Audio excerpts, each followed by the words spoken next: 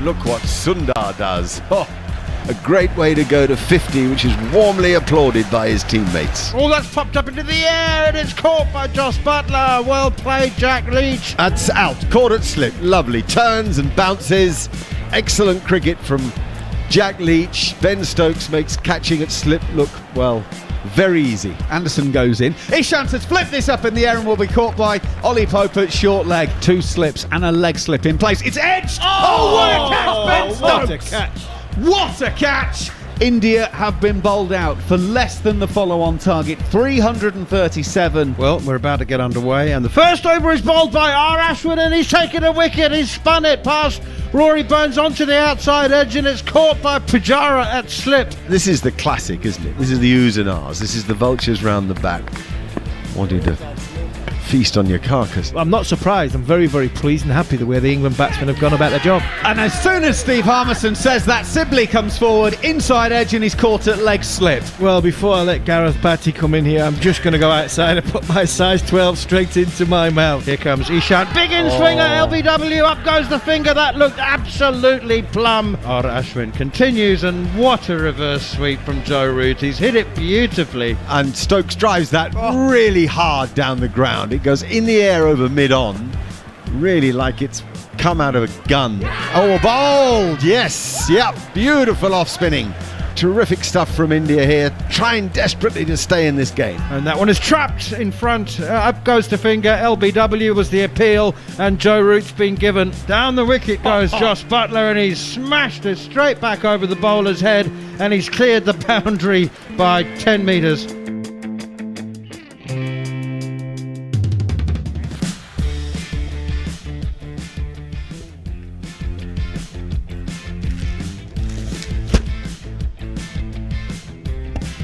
Not me.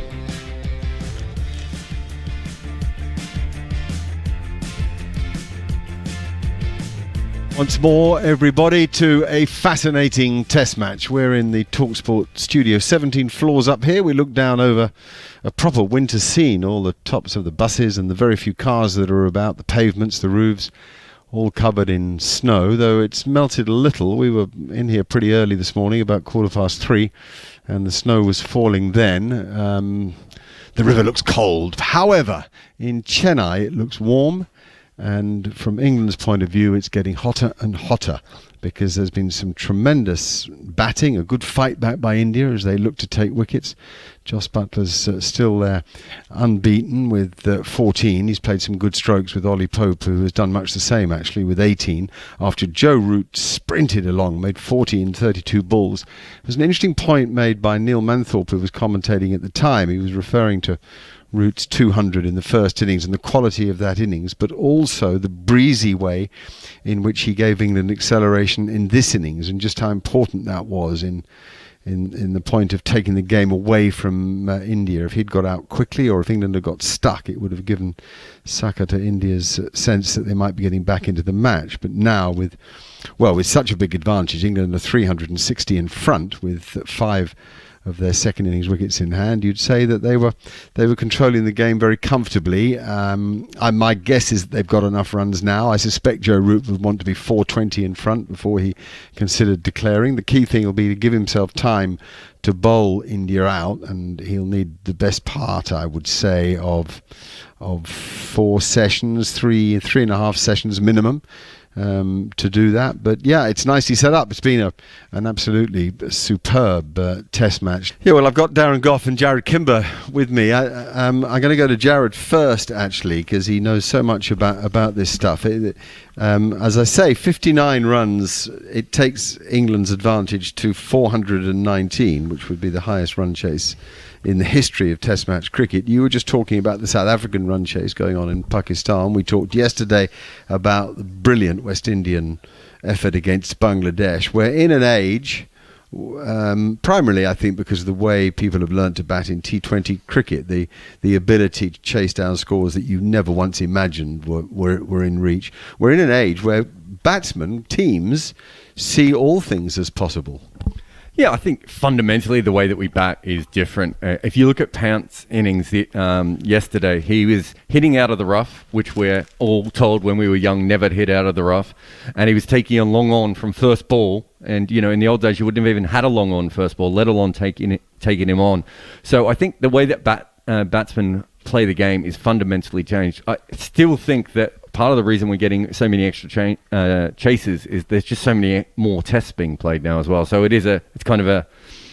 we see more big chases, but we've almost doubled the amount of tests that we've played over the last 15 or 20 years. There's 3 tests being played at the moment. The South Africa test at the moment, so they need 106 with 7 wickets in hand. You would think that they'll probably end up a few short there, but the fact that they're going to go close to scoring over 300 in the 4th innings of an Asian test, in a test where no one has scored over 300 in the entire innings, does tell you a lot about the way that batsmen approach the last innings now. How many wickets did you say were in hand? I missed that. They've got 3 wickets left. So there's 7 down, right? Yeah, Maharaj has just come in, and Mulder is still batting. Yeah, he's good, that Mulder, good young player, and Maharaj can certainly bat. The blow was losing those back-to-back wickets, Quinton de Kock getting out first ball straight after Aidan Markram. That is they're 2 high-class players to go in 2 balls, aren't they? Definitely, and I think if had Temba stayed a little bit longer, they would have got there, because he runs through the wicket and he puts a lot of pressure on the opposition. But my guess is now that Pakistan close that out. Hassan Ali, 10 wickets in that match. Incredible bowler. To think that, 4 years ago in that Champions Trophy, he looked like one of the best bowlers in the world. And he sprinted in, didn't he? A little fella, nice and aggressive, got it at fast medium, skidded it out. You bowled very straight, wicket to wicket. Goffey, yep, go for it. Yeah, I'm a big fan of him. He's another bowler, though, who just gets the ball and puts it in the right areas. And if you look at the guys around world cricket at this moment in time who are having success, it's the ones that just put it on that length and play the percentage game. Because a batsman, you've just talked about the way they play. If you're a good bowler and get the ball in the right areas, you'll get your rewards, because the shots are riskier that they're playing in this day and age than what they played 10 years ago. And so we turn now to this match. You heard those odds. They've swung finally in England's favour to win this test. Not much better than even money, though. The advantage at the moment is 360 with 5 wickets in hand, 2 good stroke makers at the crease. My view is they've got enough. What do you think Root will do here? Let's say England aren't bowled out and it has to be Joe's decision. Well, they're making sure, aren't they? They have got enough. I honestly believe 360 is a lot. We've seen the conditions today, the wickets that have fallen. There's been a lot of swing there for the faster bowlers, reverse swing that is, and there's been turn and bounce there for the spinners. Yes, now and again it plays well, it plays flat for half an hour, and then suddenly it looks like it's doing a bit. So there's going to be wickets fall. India might come out and try to be positive. I think England, you're right, will try and get over that magic 400 mark, another 40. Okay, I think they might go to 420. Jared, quickly before play begins. I think you've got 3 batsmen in Sharma, Gill and Pant that if they face 100 balls, 360 on 400 is not a lot of runs. So I think they'll try and push it a little bit further if they can. 420 you think as well? Okay, here we go. Well, we're not going. It's a sort of dummy run, I think, from Jasprit Bumrah, who is merely stretching his legs. I wonder what he has for tea. What a career he's had so far. It's in its infancy, but he's averaging 21, just over 21 with a ball in 18 Test matches. What a start to his career. Normally they get better with age. What I mean by that, you look at Anderson and Broad, got 200 Tests before they went under 30 with the ball. He's got a bit of age though, hasn't he? He started very young. Anyway, he's going to bowl now with a very wide slip and 2 men short in close on the leg side. And there's a beautiful cover drive from Ollie Pope. A treat to see it. He comes out after the tea break, leans into a wide full ball and nails it through extra cover. Intent from the first ball after tea. A great shot from Ollie Pope. Such a classical batsman. He's great to watch, isn't he? Any width, no matter when it is, his first ball or the last ball of the day, cashes in. Beautiful stroke through the offside. Beautiful. It's a good lesson in being ready, isn't it? Get the bat up and be ready to strike it. Be thinking of scoring, and if you can't score, then defend. Even first ball after a break. Not all people would agree with that, but I know many who would live by that mantra. Here's Bumrah again, and that's a good swinging delivery at a full length. They've definitely got it to go in, Not especially late, actually. Pope had time and was organised and pushed that to sort of straightish extra cover. I've seen reverse swing later than this, and therefore more deadly, but I suppose neither are quite, Waqar Younis, Wasim Akram pace. You at your very best know, you knew more about reverse swing than most people, Goffey. Let's have a chat after this ball. Here's Bumrah stuttering in as he does, reaches the crease, bowls a good length ball, and Pope sort of punches into those two close fielders like a short mid-wicket and a short square leg. I think what's been impressive about Jasprit Bumrah is, but his outswinger has tend to have gone more than the inswinger, hasn't it? And when he gets his inswinger going later, it's when he really goes for that Yorker length, because he really puts the effort into his Yorker. It's a good 5-6 miles an hour quicker than his stock delivery. Is it a truism? Here he is about to bowl again. And Pope wanted a single, but Buttler sent him back. He was trying to find the space at square cover, but he just got it a bit too straight. Is it a truism that the quicker you bowl reverse swing, the later it'll swing? No, I think it's just started to face and it's quicker. I've seen medium pace bowlers reverse swing. But get it to go as late? Yeah. Okay. Well, it's just not as quick, is it? So it doesn't have the same effect. But when you're bowling at 90 miles an hour and it starts coming into you, it feels later, it feels quicker. It's obviously harder to face. Yeah, I don't know why. I just somehow feel that the quicker you are, the later it goes, but maybe not there. He tried to get the one outswinger there. It's a good over, this, actually. They're all balls delivered. That was sort of in that area just outside off stump, but inviting the batsman to drive, maybe not quite full enough to drive at a half volley length, but certainly to drive on the up. And so what he's done, and India have done throughout this bowling innings, is encouraging them to play their shots and hope to take wickets while they're doing so. And that's pretty much what's happened. It's been the most entertaining innings. 123 for 5 in 27 overs and 5 balls. Pope has 22, Buttler has 14. He's great sight, this Jasprit Bumrah. He seems to smile a lot. Another thing I like about him. He bowls now, and Pope is forward, and it doesn't bounce much, so it hits the bottom of the bat, and there's no run at the end of that over. England's lead is formidable, isn't it? They're 364 in front. Do you know the other thing about reverse swing as well? Because people think once it starts going, right, it seems that's it. It'll go all the way until they take another ball. It doesn't. It goes in spells. And if you see 5-6 overs ago, I thought it was at its peak. The ball was still quite hard. It had roughened up on one side. It was swinging around a little bit, both ways. But that, I know it's only the first over since tea, but that one, very little movement whatsoever. So it's kind of had a 12, 13 over window, and then it's gone. Who taught you about reverse swing? I just watched, just from watching. So you didn't have a session with Waqar or Wasim? No, watching Waqar and Wasim in 91. I was 21 years old. I used to swing the ball orthodox, outswing, and then just watching those ball and seeing England 100 for none, 160 all out, I thought, hang on a minute. So I copied Waqar's Younis action a little bit to start with, but then obviously it went on and on, and I went back to my own action. Or a bit more sling and a slightly lower arm. Only slightly, yes. I mean, what it is for me, I used to get my front leg across the stump, so I had to bowl round my front leg quite a bit. So naturally then you have to open up with your front arm, and that drops your other arm. But you've got to try and keep, you've got to not get confusing. The seam position is still going to be about at 45 degrees angle. It hasn't got to be like a flying saucer flat, which some people think. It's got to be still at an angle slanted towards fine leg if you ball into a right-handed batsman. A bit like an off-spinner. Yeah, exactly same as an off-spinner. That's the angle you want it to go. Some people get confused with it being a flying saucer shape. It has to come out of the hand. No. Ashwin bowled a few flying saucers today, didn't he, early on with that new ball, trying to get it to skid off the leather. And then occasionally he'd angle the seam and try to get it to grip in the surface. So Kohli's taking a long time to set his field here, primarily because he wasn't on for the first over, so he had to come back out and get charge of things again, or take charge of things again, maybe is a better English. 123 for 5, 22 to Pope and 14 to Buttler. England 364 in front. Shabaz Nadeem is going to bowl his left arm spin with a slip and a silly point. Mid-off, there must be a backward point, I'd have thought. Oh, maybe not, given he's bowling. Oh, he's bowling, he's bowling over the wicket into the rough, and Buttler's played a rather understated sweep shot that's come looped over off the top edge in a piece of cricket you wouldn't wish on a village field. It was always a lazy shot, wasn't Yeah. it? It was just, I'll just help it on its way. Yes, I don't want to do down village Yeah. cricketers who are more than worthy.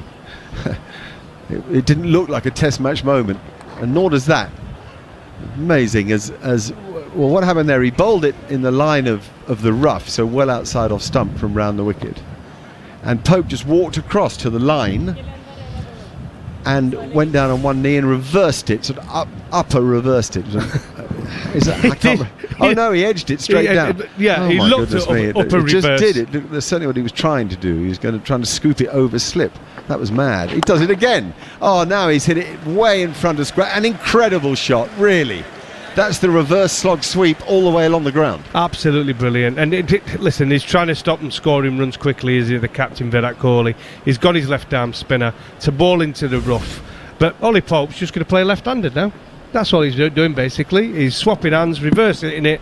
He's tried to go behind square the first one. That one he's gone squarer. And this is what this kid can play, you know. And I say he first got his chance with Surrey in T20 cricket. He's a fantastic player of all formats. He's yet to get his chance, hasn't he, for England in the shorter format. But I don't think it'll be too long because this kid can play. Oh yeah, dead right. What an amazing shot that was. He goes again, same shot, and he's out now. Caught mid-wicket. Well, there you go. Over-tried it, and that's a pity, really. Because I think it was predictable to the opposition that he'd go at it again. So I'm slightly disappointed in the choice of shot rather than anything else, rather than the imagination in it. So Pope goes, caught at mid-wicket, reverse sweep, slogging. Well, we're going to see a few shots from England. I think that's obvious since the tea break. They've come out and straight away Ollie Pope has tried to hit boundaries. That one was just a bit fuller, wasn't it, from the spin, left arm spin of Nadeem. Just a bit full. He couldn't get his arms free and he just didn't catch it, and he went straight to the man there who's, well, he would have been at extra cover. He ended up being at mid-wicket. He'd just been put there. That was my argument, that he just, anyway, it's happened, it's done, it's over. I'll be told by people in the modern game that that's the way they think and play, so I'm old-fashioned. I think he could have tried to hit it where the gap had been made, but anyway. 130 for 6 now, England. Some good deliveries, some exciting shots, some good bowling with the swingers, not just the spinners, and England lead. The long and the short of it is that as Dom Bess arrives at the crease in support of Jos Buttler, England are 371 in front.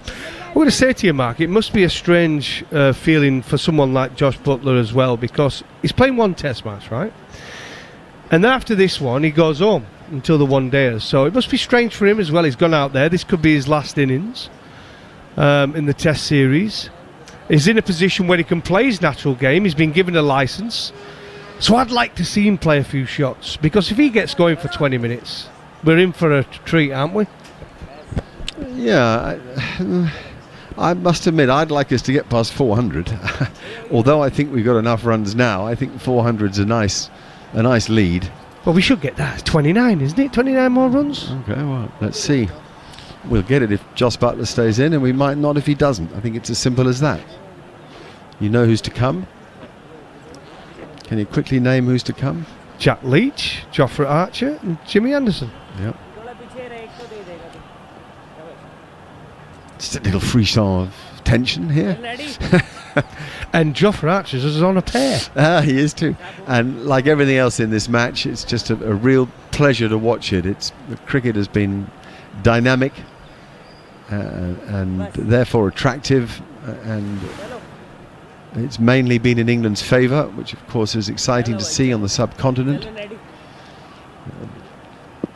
Anyway, Dom Bess had a long look around the field. Now he's taken guard. He's come down the pitch. He's chipped it over mid-on's head just. So it's a carefree approach, writ large, across that first baller from Dom Bess, who survives, gets a couple, and England's lead is 3-7-3. Well, that's from a man who's had a decent test match so far. Dom Bess decided to come in left arm spinner, bowling at him, runs down the wicket and hits him over the top, first ball. Easy Test cricket. Well, it's certainly entertaining. Every session of Test cricket seems to be entertaining to me. Very rarely do we see anything that passes us by without notice. Best on strike again then.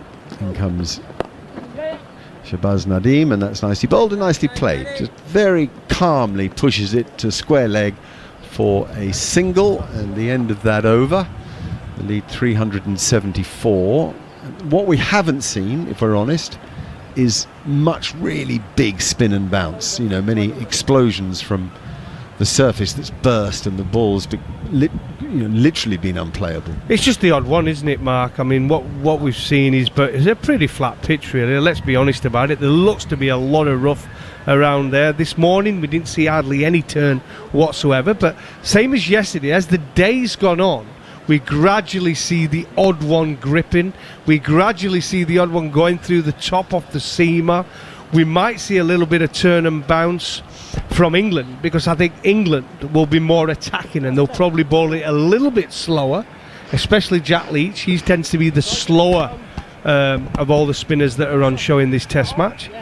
So I'll be interested to see what sort of spin they get out of the pitch, Don Bess and Jack Leach, when they bowl on it again. What do you think the highest score to win a Test match in Chennai is?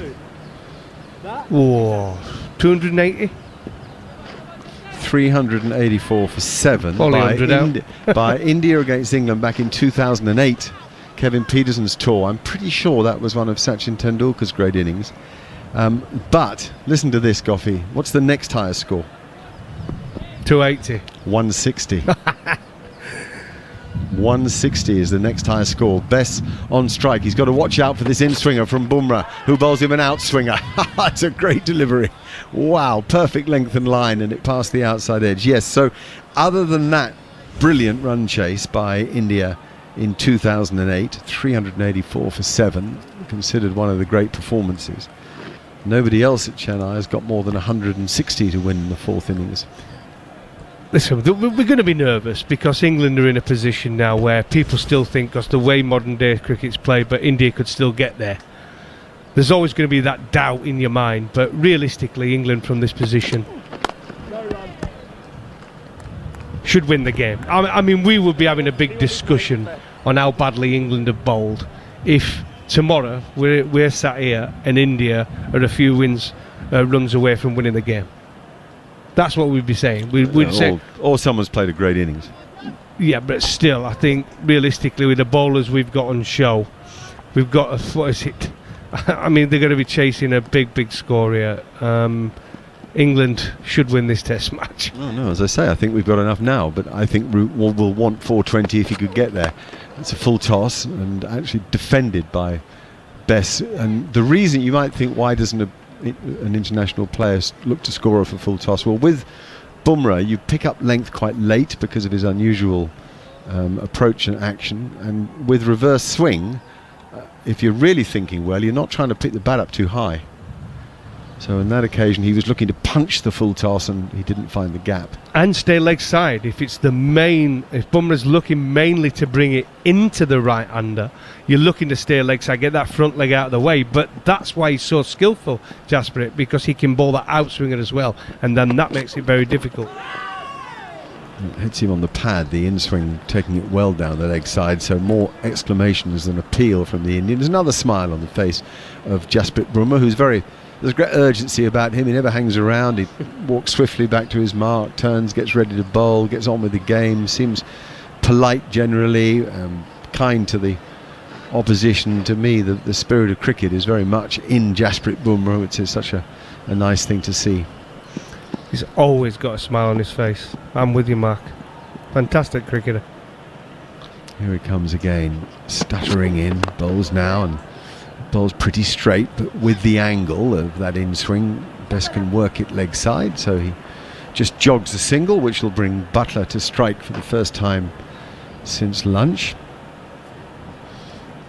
I think I said to you the other day when we were on air together, but when you're picking an all format cricket 11, I think Bumrah gets in that, doesn't he? if he's going to play in all three formats, if you're picking one team to do it, he's one of the first names on the sheet. Here. It's a difficult thing to do. I tried to do it in an article and it got misunderstood, and I was accused of leaving this guy out and that guy out and all this stuff. That's another in-swinger, and it's, again, very well played by Buttler. He didn't try to play it too early. He waited and then met it with the full face of the bat. Mac has just given me the figures. Tendulkar did indeed get 100, unbeaten, 103 in 196 balls. Virender Sehwag got him off to a fly with 83. Yuvraj made 85, not out himself, in 131 balls in that run chase. That was after the tour was reconvened. There was that terrible incident in Mumbai that we all remember so sadly, and then the tour was put on hold. England came back to play, all when Kevin Pietersen was briefly captain of England, and that brilliant performance by India really lifted the country, almost as if it was sent to do so. Gosh, cricket's been involved in so many political and extraneous things over its life. And think of England coming here in 84-5 under David Gower, and the assassination of a Prime Minister and also a British ambassador. Anyway, none of those were directly to do with the cricket, I'm pleased to say. 134 for 6, 30 overs England have batted in this second innings, having bowled out to India, taken the last 4 wickets before lunch. A lead of 375 now, and round the wicket goes Shabazz, and it's kicked away by Dom Bess. He wants nothing to do with that, unlike Ollie Pope, who had everything to do with it, trying various shots. I know you're looking something up, Goffey. Just we'll get you in between the spinners for a moment here.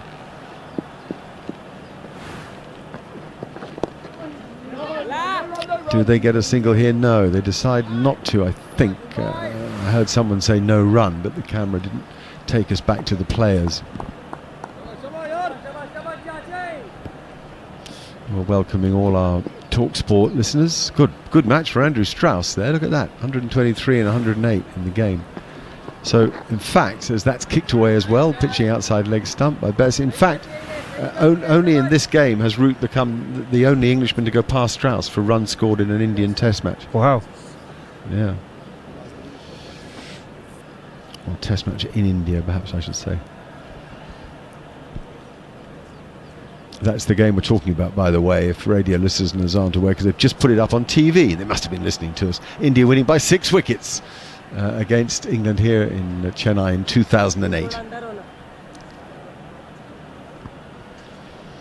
And right here, it's a big advantage for England as another kick away by Dom Bess. The advantage for England. Well, 375, 134 for 6 on the board, and Bess has 4 and Buttler has 15. he's now kicking away. He runs down the wicket first ball, and now he's started kicking away. Strange. There's nothing so strange as folk. Comes in, it looks like he was going to play a few shots, and now he's just kicking it away. Waiting to see maybe if the bowler then goes a bit straighter and it gives him an easy hit, but he doesn't. He stays out there and he kicks it away again, thudding into his pad, in fact. And that's the end of that over. Nothing much coming from it. And 134 for 6 is England's score. If you've just joined us, England bowled out the Indian team earlier today, giving themselves a lead of 241 on first innings. They've added 134 for that, for the loss of 6 wickets. So 10 wickets have fallen today. England 578. India then replying with 337. And England 134 for 6. Well, the reason I did my Goff's 11 from All Farm Cricket, Mark, was on the back of your article, actually, because I did like it. And I went and did my team in response to it. And I had Rohit Sharma, David Warner, Williamson, Kohli, Azam, Stokes, de Kock, Cummins, Stark, Rashid Khan and Jasprit Bumrah. Now, that might change a little bit now, but this was done about 5-6 weeks ago. It almost changes every few weeks with so much cricket these days, so it's hard to be criticised, I think. I'm going to hand over to Neil Manthorpe. I've been banging on too long. I've been fascinated. I think I concur with both of you that Jasprit Bumrah would be a multi-format cricketer. Here he is once again, and steered away by Jos Buttler for a single through point. And they go through for the run that takes Buttler up to 15. I was also chuckling at the fact that England batted 190.1 overs in their first innings, and they've batted 31 overs in their second innings. And in their ways, they have been equally impressive, because England are scoring at well over 4 and over. Over 4.5 and over in this second innings. They've lost 6 wickets, but they lead by 376. Dom Bess on strike now. He's got 4, 135 for 6. Here's Bumrah, bowls, looks for that in-swinging Yorker again, and it's played. It's just back of Yorker length, and it's nudged out on the onside for no run. Tell you what, man, you've seen a lot of Test matches over the years. This has been an entertaining Test match, hasn't it, so far? First Test of a series. Exactly, and it's just such a thrill to be well into the final session on day 4, and still have remotely the prospect of all 4 results. That includes the tie going into the 5th day. Bumrah in, and that's a short ball outside the off stump. Doesn't bounce as much as Dom Bess thought it would. He was going to duck underneath it, but wouldn't have been able to get underneath it if it had been straighter. That would have hit him. But he was ducking, and it went past around about eye height, the level of his grill.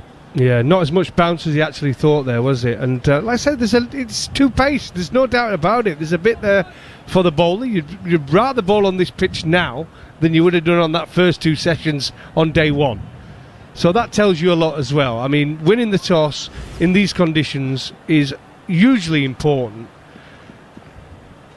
Bumrah once again runs, and he's got a slip, and 2 men barely 3 yards apart catching at short mid-wicket. Here is Bumrah, looks for the Yorker, and it's dug out by Bess amidst a puff of red dust. This pitch is going to be a real handful on the 5th day, and Dom Bess will be looking forward to having a bowl on it, add to his 4 first innings wickets. I'm actually, Goffey, really also excited by the prospect of seeing India have to dig deep into their reserves of determination, and never mind the counter-attacking ebullience and aggression of the likes of Rishabh Pant. I'm looking forward to seeing some real gritty, we're going to save this Test match approach from the Indian batsman. Here is Bumrah once again, and it's banged in a little shorter, hits Bess on the thigh pad. Leach and Bess operating with 5 men round the bat, good old-fashioned saving. Yeah, but I'm not so sure a few of their players. We all know Pujara can do that, and Kohli can do it. There's no doubt in whatsoever. And Rahane can do it. But I'm a bit worried about Shubman Gill and Rohit Sharma, yeah. At the top of the innings, I'm not so sure they're the type of batsmen that are looking to bat 80 and 90 overs, are they? I mean, saying that, Rohit Sharma, when he does get in, he normally goes big, doesn't he? When he gets in. Yeah. Are you ever going to be in on this pitch on the 5th day? Certainly England were on the first 2 days. Here's Bumrah. There's the big in-swinger, and it's just short of Yorker length, and Bess is able to play it off the pitch defensively up to mid-on. It rolls gently to R. Ashwin. He's still smiling. He's loving it, isn't he? Loves it. Well, he's picked up a couple of wickets as well in the game, and he's got 4 wickets in the match. To be fair, when you look at the conditions, and it has favoured spin more than seam, you walk away from this game with 4 wickets in your pocket. You're quite happy. As a seamer, well, it's better than none. For like Jimmy cashed in. Jimmy cashed in with those last 2. I mean, they're a lifesaver. There's things like that when you're in India, you're in Pakistan, you're in Sri Lanka, you can pick up a couple of tail end wickets. It just helps your confidence moving into the next innings, the next time you bowl. Well, Jimmy Anderson took 2. Jofra Archer got rid of the openers. Ben Stokes only bowled 6 overs. Jack Leach finished with 2 massive wickets for him, and Dom Bess, of course, had 4. So none of the bowlers who did all the hard, heavy lifting came away empty-handed. Shahbaz Nadeem into Buttler, who sweeps and hits it nicely as well, but there's a man on the 45 at shortish fine leg. and there's no run. It goes straight to him. England 135 for 6, leading by 376 runs. Well into the final session on day 4 now.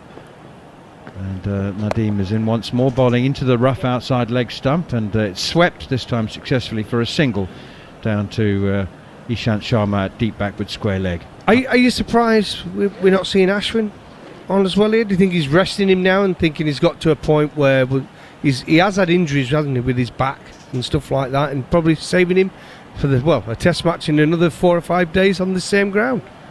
Of course, and he was immobile when he was helping to save the Sydney Test match. I mean, he couldn't run. He was batting with Hanuma Vihari, was also seriously incapacitated. In fact, remains injured now. Isn't in the squad. England 136 for 6, leading by 377 runs. Dom Bess on strike on 4. Nadeem in once again. That one is kicked away and just deflects off the pad, beats Rishabh Pant and runs away down to the boundary, but it won't count for anything because no shot was offered by the batsman. Anil Chowdhury, the umpire, signals dead ball by waving his arms in front of him. Have you found it strange? But Dom Bess comes in that first ball. I thought, oh, hang on a minute, we're going to see a few shots. Ollie Pope reverse sweeping every single ball. He runs down that wicket at the first ball. It's over the top, and then ever since then, it's padded up. And he comes down the wicket, uses his feet now, and flicks at this one, and it'll be a single, just a single, as Ishant Sharma comes in to do the fielding. It would suggest to me that it is all about overs now. I think Joe Root's decided that runs don't matter. They've got enough. He's happy with the amount of runs. So he whatever. What has he said? We want 110 overs. 100. How many's left today? Jared Saman. Here is Nadeem once again. Another sweep shot from Butler, but it's gone straight to Jasprit Bumrah. It's a short fine leg, and there's no run. I think about 33, is it? 33. Okay, well 90 tomorrow, so we're hovering around the 120 mark. You said yesterday you thought 120 overs is what Joe Root would want. Yep. Here's Nadeem again. It's a full toss down the leg side. Sweep shot is unsuccessful from Butler, and Rishabh Pant takes it on his left pad. Couldn't get his gloves to it. The reason is, second new ball, you get it with a new ball, and then again that reverse swing while the ball's still hard, after about 15, 16, 17 overs, it just gives you a few shots at it, doesn't it? So 120 overs is about what you'd need. 115 you could get away with it, so England are in a great position, there's no doubt. I like Harmy's reading of this. Oh, hang on, first, before we go to Steve Harmison, Jared's got something for us. Yeah, just on that. When he went out, Joe Root, he came down the wicket and he patted part of the wicket, and I think the TV might have picked it up, and they put down the exact 2 balls that I think Bumrah had got his wickets with, or maybe Sharma and Bumrah had got his wickets with. I think from that point forward, I think they have slowed down a little bit, and I think it's because they realise that the pitch isn't that easy to bat on, and if you've got a spot just outside our stump on a length that's going to occasionally shoot low, good luck chasing over 350. Harmy, if you were leading the attack as you did so well for so long, the captain would come to you and say, "What do you think?" I mean, captain would be asking his bowlers how many overs they thought they needed, wouldn't they? Probably with Jimmy Anderson, yes. That would be his experienced bowlers. If you think Anderson and Stokes, or his experienced bowlers in that unit, will probably say they'd probably need over 100 overs to bowl them out again. Ishant Sharma in and steered off the outside edge past a diving solitary slip down towards third man. There's nobody down there actually. It's Washington Sundar who has to run all the way from deep square leg down towards fine leg to pick up and field. Not sure he got there successfully. Do you think 100 is sufficient? I think 100 overs, they'll be saying 100 overs. What that gets us is a brand new ball, a hard ball that potentially could reverse swing, sort of late teens to about 30 overs, and then there's going to be a lull where not much is happening, and then it'll be down to the spinners to do their job, and then give them, if they get 100 overs, that's 20 overs with a second new ball, which is a hard brand new ball with the potential of the back end of reverse swing if needs. So there'll be little boxes that they'll be ticking in, conundrums going through their mind. 100 to 110 is probably where I see England pulling out. So, declaration in 10 overs time, roughly. Yeah, roughly 10 overs time, and that probably give you another 40 runs, 45 runs. The way the India are going to bowl into the rough, and especially if they get Butler out. Ishant Sharma comes running in from the V. Pattabiraman gate end, and it's flicked away behind square on the leg side again. It's full and straight, attacking the stumps. Pujara fields, and Dom Bess. Jos Buttler picks up another single. Every captain wants more. Every captain wants the maximum amount of overs possible. Every captain wants 12 fielders. And this is going to be an interesting declaration, but it'll be interesting to see how the Indian batsmen go about it. We've talked about players that do like to absorb the game. Pujara, Virat Kohli can do that. Rahane does that. But you also, and from another hand, and one at the back of the mind, we'll see India do bat a little bit deeper, and their 7 and 8 have got shots in them, in Sundar and Ashwin if need be. And like Jared alluded to earlier, if a Pant or a Sharma can bat over 100 balls, or a Shubman Gill can bat over 100 balls, 120 balls. Ishant in again outside the off stump, and a push and a miss from Dom Bess, 141 for 6. They're not going to be 20 not out. They're going to be a decent way down the road of having a strike rate of about 70 or 80. That's just their natural game. So I'd imagine the Indian dressing room will be wanting their players to go out and play their way. Don't go and play within yourself. Play your natural game, because that's the best way to combat what is actually coming in the situation that's coming in front of you. If you get out, you get out. If you don't, then all of a sudden that potentially brings India into the game back end. It's just the whole conundrum of what's going through Joe Root's mind at this moment in time. Ishant Sharma halfway through his over, and it's another in-swinger, and it's flicked away by Dom Bess out towards deep square leg. Pujara fields. Let's ask Akash, and we're talking about how many overs England need to bowl India out. Akash, how many overs can India bat in the fourth innings to save the game? I'm talking about saving it. I should be talking about either winning it or saving it. Yeah, it's quite funny actually that there's so much of time left in this game that if England were to say declare at the 400 run mark, there is enough time in the game for India to actually chase this total down as well. But honestly speaking, it's just the quality of spin. If you had asked me how much time would Indian spinners take to dismiss England in the fifth innings, or the fourth innings rather, fifth day. Here is Ishant once again, and it's pushed away defensively towards square leg. We're talking, reminder to former Indian opening batsman and YouTube sensation Akash Chopra, who's talking. Go on, carry on, Akash. So then I would have said that 275 is a huge total. Nobody can actually score like 9 out of 10 times. Most teams are not going to score 275 on a fourth day, fifth day pitch with Ravichandran Ashwin and maybe Ravindra Jadeja. But that's not the case. So let's not go there. I think 110, 115 overs is what England should be looking at. Of course, it will be dangling the carrot a little bit because you've got Rohit, you've got Gill, you've got Kohli, and you've got Pant. So there is an outside chance of these guys down. But with Jack Leach and Dom Bess in the side, you need those many overs to dismiss India and bowl actually with the second new ball as well. Ishant in swinger down the leg side, slightly wrong line to begin with there. Well, the declaration's not imminent, Akash, because we've just caught a glimpse of Joe Root sitting in his shorts and t-shirt and his training gear, who's just accepted a freshly brewed cup of tea from the change room attendant. So that basically tells me that they're still waiting. So they're just buying an insurance policy that let's not lose the game. Let's reach that far where only two results are possible. England win and India drawing the game. But my experience tells me that you don't do that. You don't do that in India. If you've got India on the mat, then go for the kill. See what happens. Because 2016, the first test match at Rajkot comes to my mind straight away. England were in the driver's seat. They scored 500 plus, second innings again. The declaration was so late that even when India stumbled in the fourth innings, there was not enough time to dismiss India, and India just scraped through to a draw and then won the remaining 4 test matches on that tour. So once you've got the opportunity, just strangle the opposition. If you don't, you give them a whiff, this Indian team will bounce back again. So I think they should be forcing the issue now. Yeah, Rajkot, England declared 260 for 3. Alistair Cook made 130 in that second innings, and India finished 172 for 6.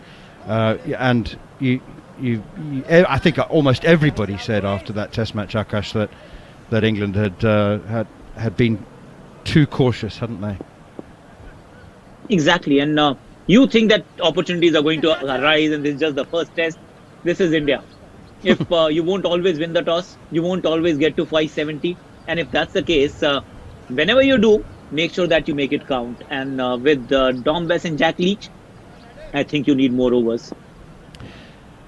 Shahbaz Nadeem into the attack once again, and over the wicket to Dom Bess into the rough, plays it very nicely off his pads down towards fine leg, and they come back for a second. That's good scampering, that is.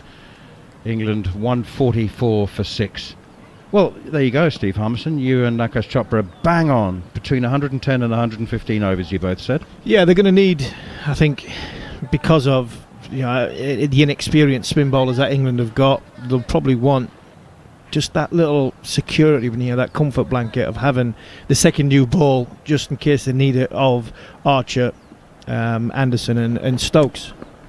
Down the leg side once again from Shahbaz, and it's left alone by Dom Bess. I keep looking at the scorecard and reflecting on Joe Root's 40. I mean, it's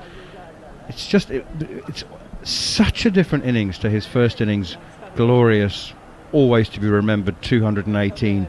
But just when India sensed a chance, here is Shahbaz once again. It's again padded away by Dom Bess. Just when they might have had England rattled, Joe Root has walked out and just stamped his authority all over this second innings. 40 off 32 balls, 7 fours, so positive. The reverse sweep, the slog sweep. He hit 7 fours, and this one keeps low from Shahbaz, and Dom Bess does play it. So in its way, that 40, I think, was as effective on the Test match and the possible course that it will run as his monumental first innings double century in completely different conditions, of course. 144 for 6. Yeah, I totally agree, and I think this is why it's a little bit mixed signals of what's happening right now. Butler not having a go because, but Root's looked as though he's playing a different wicket to most players on this surface so far in this game, and it'll be interesting to get Akash's point of view on the subject of when you get advantage as an opposition A captain, B team in India, especially in the first Test match, how much you do. It's important that you ram home the advantage, not only do you from getting into a winning position, but actually winning the first Test match, because it does then change the whole dynamics of possibly the way India prepare pitches and the way India play over the course of the next 3 Test matches to come. Ishant in pushing square of the wicket on the offside out towards deep cover as Jos Buttler. He picks up another single and moves on to 19. Did you hear that, Akash? Yes, I did. Yes, you're absolutely right. See, that's the thing. You are so far ahead in the game, and you've already seen what has happened in the first innings. Dom Bess took 4, but then everybody knows that he's bowled far too many loose balls. Jack Leach was absolutely taken to the cleaners by Rishabh Pant, and then it took him time. The second new ball, where he actually became a little more effective again. So you do have certain yardsticks now. You know how the game has progressed. Ishant in once more, little in swing to Dom Bess, but manages to defend it out on the offside. 145 for 6. Do you get the feeling, Akash, just continuing that with every run now, India's chances of victory are diminishing? Are they diminishing very quickly now? Not very quickly, I'd say, because there's a lot of games still left. You've got about how many overs today? There are quite a few. I think this will definitely 30 overs. Of course, we won't get all of them, but there are quite a few overs. So if you're looking at 105, 110 overs, and how the game has progressed, England scored at 3 an over in the first innings, India 3.5. England is now 4.1 runs per over. The scoring rate is increasing, not decreasing. Yeah, good point. Here's Ishant once more, another in-swinger, and hits Dom Bess on the pad as it was heading down the leg side. In England, 145 for 6. Just a reminder for those of you joining us for the first time. India bowled out for 337, and England with a massive lead of 241 on the first innings, declining the opportunity to enforce the follow-on. Batted again, lost Rory Burns to the first ball of the innings, but they've now recovered to 145 for 6. So the lead still a mighty 386. 14 more runs for the magic 400 number. It's doesn't matter if it's 386 or 400 or 410. It's all sort of similar ballpark, really. It's all about the overs. Here's Ishant once more, another in-swinger. He's got it going beautifully, flicked out towards mid-wicket.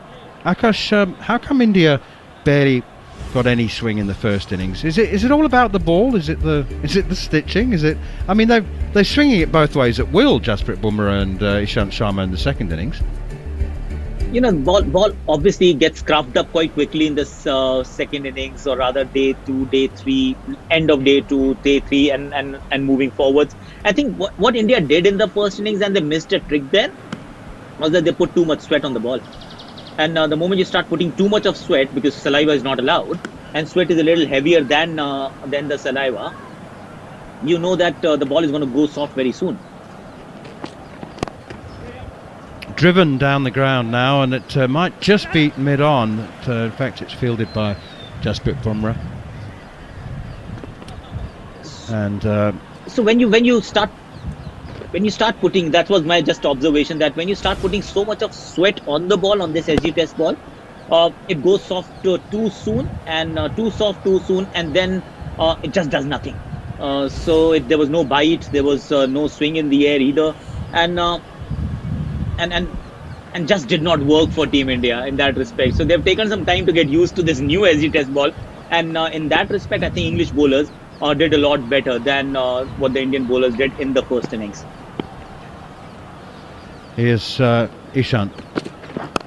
It's a away swinger, and doesn't swing much. It's pushed away defensively onto the offside by Jos Buttler, who remains 19. Don Bess has 12. England are 146 for 6.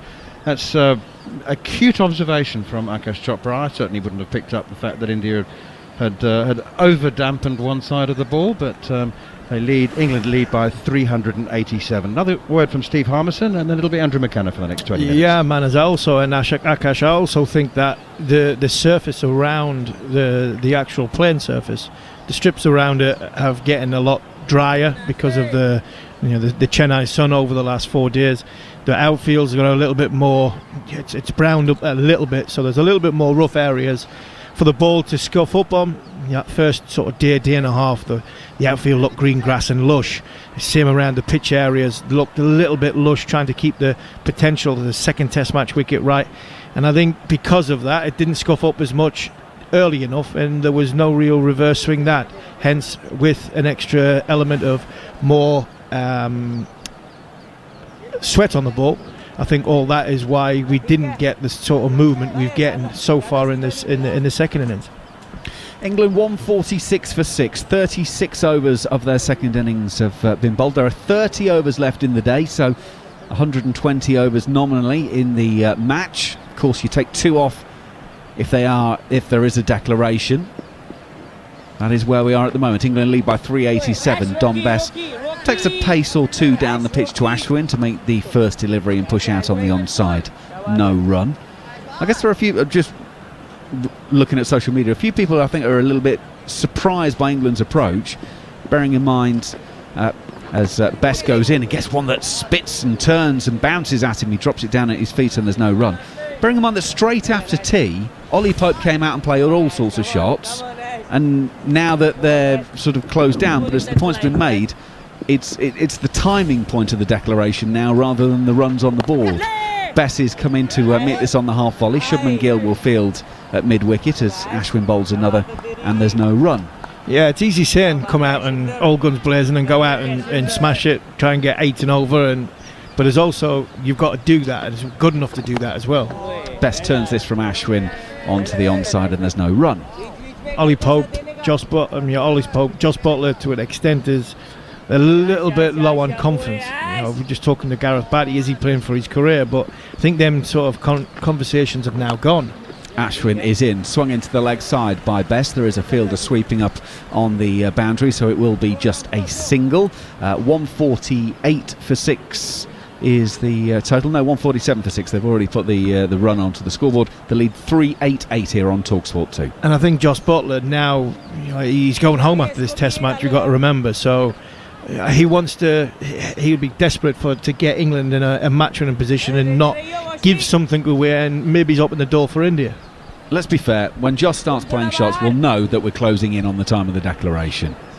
As it stands at the moment, he's got 19 from 28. He's played a couple of glorious ones, but he hasn't gone into T20 mode yet, or white ball cricket mode yet. You would imagine he's going to give himself at least 10 or 15 minutes of that before the declaration.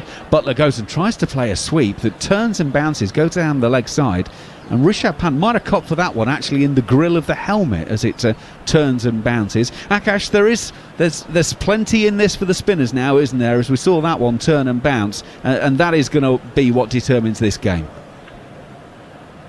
Absolutely, there is enough, and that's what we were trying to actually talk about earlier as well, that if Indian spinners, say if Monty Panesar and Graham Swan were bowling, just getting our imagination run wild, these many runs were enough. 388 runs, it's very different from the 395 that was scored yesterday by West Indies against Bangladesh, or what India scored 328 at Gaba. This pitch is a lot tougher. The ball is turning a lot, bouncing a lot. Once in a while, the puff of dust that we have seen for the faster bowlers, this is not easy batting at all, and it's going to get tougher.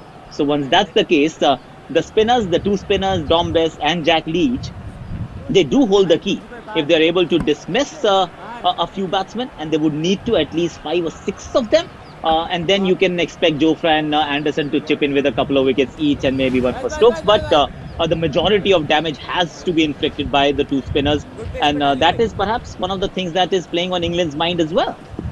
Absolutely. Nadeem is going to bowl the next over, his 12th of the innings. Left arm around, 2 slips in place for the spinner as he bowls to Dom Bess. It's outside the off stump, no run. I know Mark mentioned this earlier, I'll just repeat it for you. In terms of highest 4th innings scores to win a Test match at Chennai, 384 for 7 is the highest. India making that against England back in 2008, but that's the only score above 160. 155 for 8 is the next best, as Bess is in behind this and pushing it back down the pitch, no run. So that 384 for 7 is there, but it is quite a big outlier in terms of the statistics. Yeah, thank you for reminding me about that, Mac. Sorry, mate. I did. I must admit, I bowled beautifully that Test match to get India off to a fantastic start.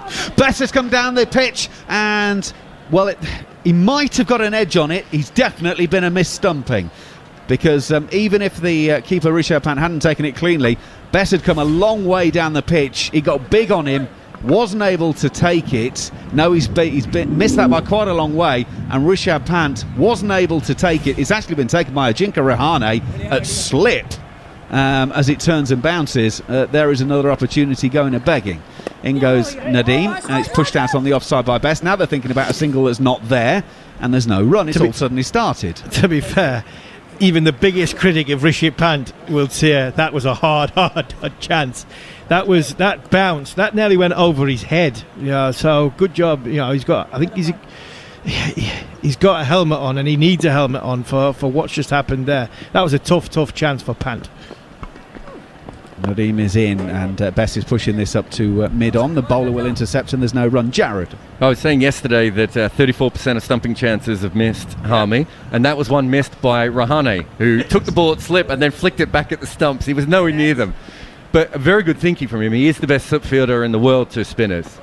Left arm around the wicket sees Bess coming down the pitch to meet the bowler, and he pushes out to extra cover, and there's no run. Well, it was 2 missed stumpings then in one, wasn't it? 2 in one ball. It was a fantastic ball from Nadeem over the top, spin, bounce, deceive Bess in the flight, made him come down. I've seen him come down the wicket, and it's bounced beautifully, and it's possibly a memo to the dressing room and an England captain.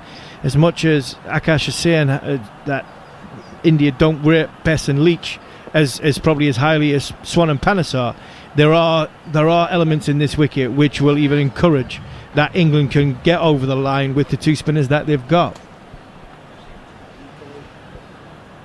Everyone getting into their places, just waiting the start of the new over. England in a position of 147 for 6 as Ashwin does start. Jos Buttler off the back foot, hammers this into the offside. What a shot that is from Jos Buttler. He's picked his spot beautifully. It's gone away for 4, it's gone away for 5 because Ashwin has overstepped. It's another no ball, 147 for 6, the lead is 388.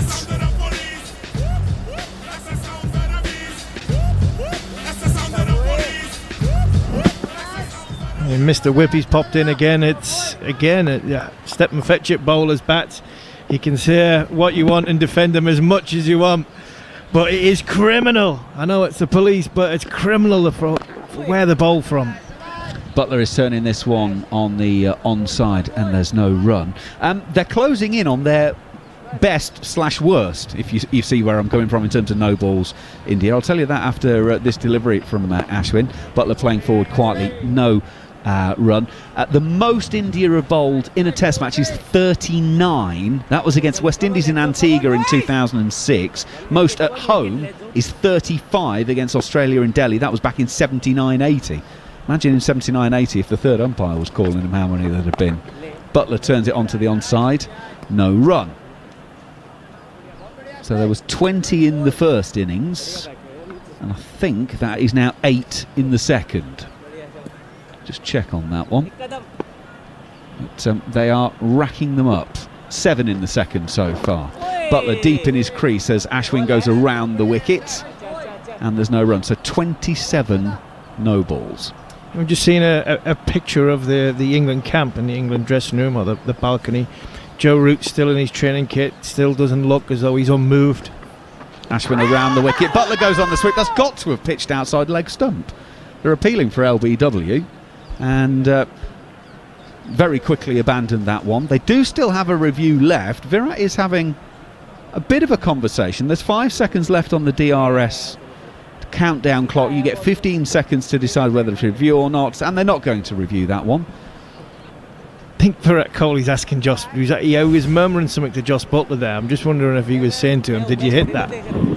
It didn't pitch outside leg, actually. It pitched in the tram line down the middle, and it would be very interesting to see the replay of this one. Jos Buttler, I don't think, did hit it. That might be one that they've got away with. Ashwin around the wicket once again. That is full. Jos Buttler, I think, has clipped that one onto his own foot, and there is no run. It goes away. End of the over here on TalkSport 2. 39 overs gone of the England second innings. 152 for 6. Buttler is 23 not out. Best 13 not out. The lead is 393. Our analyst is Jared Kimber. So I was saying earlier, Harmy, that the worst reviews in cricket at the moment are off spinners. And that's because generally the ball hits outside the line of off stump, and if it doesn't, it's going down past leg.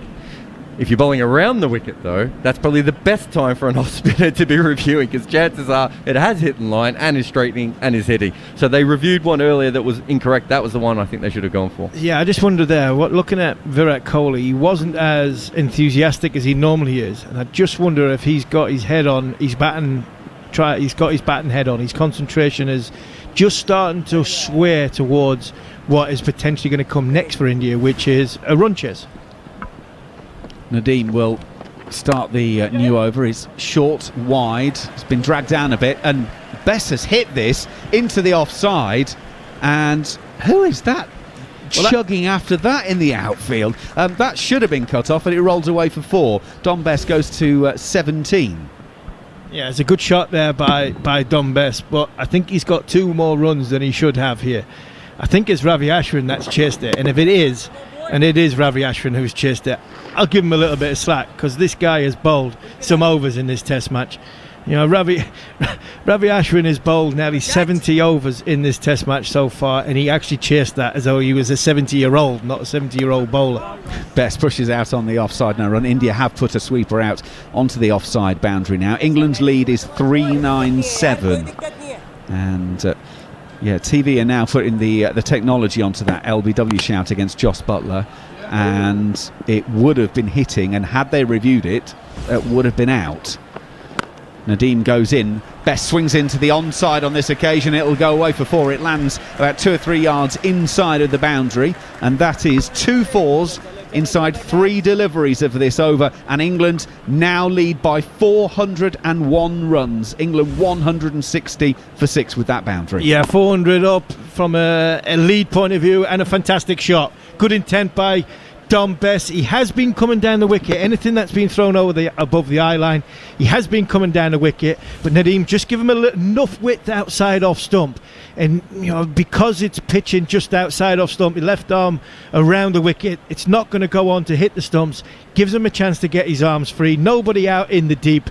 A free hit for any competent batsman, even somebody who bats at number 8. There's a fantastic shot there. And is this the first sign of intent towards a declaration for England? We've seen a 4 through the offside, a little back foot punch by Dom Bess, and now he's took the slog sweep option. The man goes back on the fence. But is this England just going to start elevating the scoring rate, or in a position to declare and really have 20 minutes of a bit of a fun to put pressure on the Indian batsmen, who are probably going to have to come out and face what is going to be a tricky 18-19 overs from England? There are 26 overs of the day left after this one. You would lose 2 for the change of innings. So England, there's a lot of time left. This one is left arm over the wicket from Nadeem into the rough outside of the leg stump. Bess actually takes it on the body, and it drops out on the offside. Yeah, has the bugle been sounded for England to have 15-20 minutes more? Get as much as you can, and thank you very much. Nadeem into the rough outside of leg stump, and once again Bess has no interest in that. He knows he can't play a realistic proper shot at it, so just sticks the pad in the line. Now the TV camera pans to Joe Root, who has just got up out of his chair, but I think he's got up out of his chair because he's finished his cup of tea.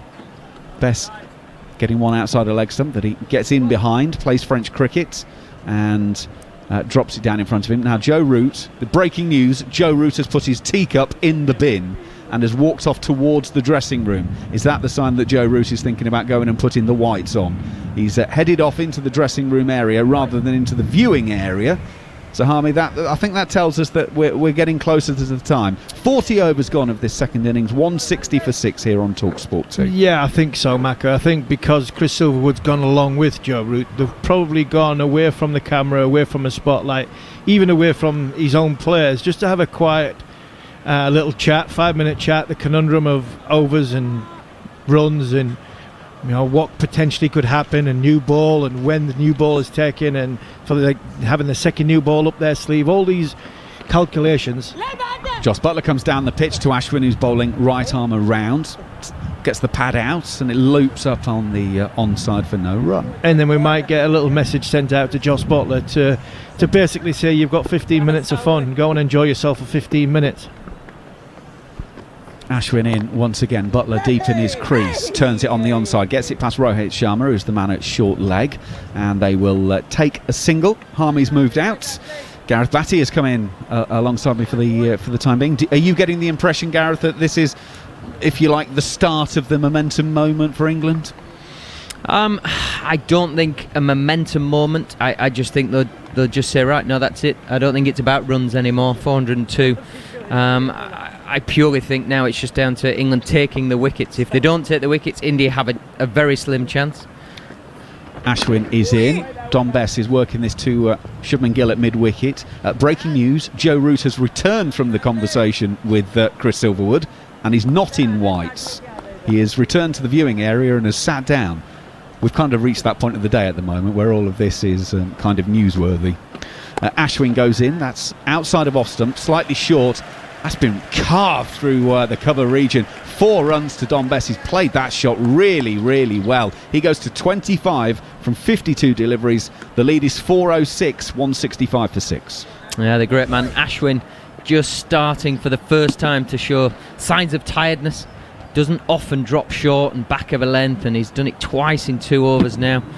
Dom Bess, the recipient of those deliveries and just nicely going back, not trying to overhit the ball, just with a straight bat, pushing it into the gap, and it's run off from this quick outfield. Ashwin over the wicket. Bess is swinging into the leg side, taken on the front pad, stifled appeal by Pant, who walks around and picks up the loose ball, and there is no run. 1 ball left of this over, therefore, the 41st of the innings. Buttler 24 from 38 balls, Bess 25 from 53, and Bess is again coming down the pitch, inside edge with no real timing as it dribbles out on the offside. So end of the over on TalkSport 2. Some more thoughts from Gareth Batty, and I will get out of the way as Mark Nicholas joins you. Yep, England in complete control here. You can see the Indians walking between overs. I think even for them it's at that point of when and am I going to turn my thoughts to batting. The TV cameras were on the young fella Gill and Rohit Sharma. Rohit Sharma got an absolute snorter in the first innings from Jofra Archer. Seamed and bounced away from him, caught Buttler. It was a quite splendid bit of bowling, but yeah, it's moments away. It's not too far away. 2-3 overs probably at the most, and England will have a red hot go at India tonight, looking for a few wickets. 406 runs the advantage. This is only the second time in the game I could take a little issue with England, in that I think they're treading water, rather as they did towards the latter part of the first innings. Shahbaz Nadeem coming to bowl, still round the wicket. And Buttler did decide to sweep it rather than pad it away, and he got into a tangle, as so often happens out of the rough, and the ball sort of got lost in his pad and thigh and looked as if it might drift round back towards the stumps, and so he got a bit panicky. But anyway, it ended up in no man's land, and all is well. He comes down the pitch and he's out stumped by miles. Had an enormous waft at one, obviously decided it was time to tee off, and it's as easy a stumping as you'll ever see from Rishabh Pant. He made it look easy because he's such a casual looking guy, but simply for perseverance, Shahbaz Nadeem deserves a wicket. Buttler will be cross with himself because, rather like the first innings, he's spent a long time building without ever quite throwing off the shackles. Yeah, a difficult situation for Buttler, to be fair. Like you say, the first innings it didn't quite go his way, and then at this, do you go for big shots, do you not? On this instance, he's run down the wicket. He's probably gone for the hardest form of attack for a ball bowled over the wicket into the rough, trying to hit it over the bowler's head, or even a little bit into out over off stump. And with the ball spinning away, he's almost playing with half a bat on it. Might have been better served running offside and almost doing what Rishabh Pant did and muscling it over to the leg side. Obviously totally different with the ball spinning away, and a nice piece of bowling, a bit of reward for Nadeem. Probably easier to score square of the wicket, I think, with sweeps and cuts than quite hard now with that rough to come down the pitch. If he was bowling from round the wicket, the left arm spinner, I'd say he was perfectly okay running at it, but you just don't know how much it'll spin or bounce. Bess has 25, by the way, played pretty well in 54 balls for that 25. England are 165 for 7. All the talk is when the declaration will come, and I've thought all along Root would want to get past the 420 mark, maybe 430, if he can. Equally, he understands the value of time here, and when I say treading water, I think that you could progress a little quicker simply by scoring runs here. Yeah, and it just shows how difficult it is to up that scoring rate, and I suppose it puts into context how beautifully well Joe Root played earlier in the day for that 40, a run of ball 40, or even slightly better than a run of ball at 32 balls. There haven't been many people in the game who've played with effortless ease, shall we say, to score their runs. It's generally been quite expansive. When you think back to Stokes and you think back to Pant, they were quite expansive in their stroke play. So India will certainly have their work cut out as and when it does come around. It's a long drinks break, and it's a long time to be on a king pair, isn't it? Jofra Archer's walked out to the middle. No score in the first innings. Bowled out first ball. He was by a beauty from Ishant Sharma. Now he's got to wait to see if the same fate is before him. And I'm assuming he's been told to go out there and be relatively positive. I don't think Jofra knows any other way. I think Jofra will sure play his shots. Of course, that'll be extremely difficult because if the spinners have their wits about them, they'll bowl the ball just back of a length. They won't get it up to him too far, and that's much harder to slog when you've got this much spin and bounce. Yeah, use the surface that's been put in front of you. If you bowl fully, you sometimes take the surface out of it because you can get a big stride. So bowl it just back into the surface. Let it spit a little bit, let it spin a little bit, let it lose its bounce pace, whatever it's going to offer you. But best of all is to get it up in the air above his eye line and get it dipping in front of him. Not quite there to hit. That's the one. So he has to sort of go with it, when your arm, and you haven't quite got to it is the one. Anyway, he's taken guard and no, we're on hold, are we? Fiddling with his helmet. It's taken a long time, all this. A worrying sign is he's got some heavy strapping on his right arm there, but he's bowling now. He has too. A bit of tennis elbow or something. Anyway, he's ready, finally. It's Shahbaz Nadeem against Jofra Archer. England 165 for 7. 406 in front. And he goes back and drives off the back foot to mid-off, but doesn't look urgently for the single. He could have got off the mark there, I think, if he'd sprinted, don't you? God, I think I'd have been a fraction more urgency in my running there. I'd have, as much as one run doesn't matter too much. Oh, now he closes the face on one outside leg stump and he gets a leading edge and Gully falls to his right and isn't quite able to catch it. He is such a laid-back dude. Hey? Too cool for school. Too cool for school. Fantastic guy. Very, very popular within the team. And he is off the mark with a really good shot, by the way. Gets down low and hits a flat sweep all the way along the ground out to deep square leg. So a couple for Archer.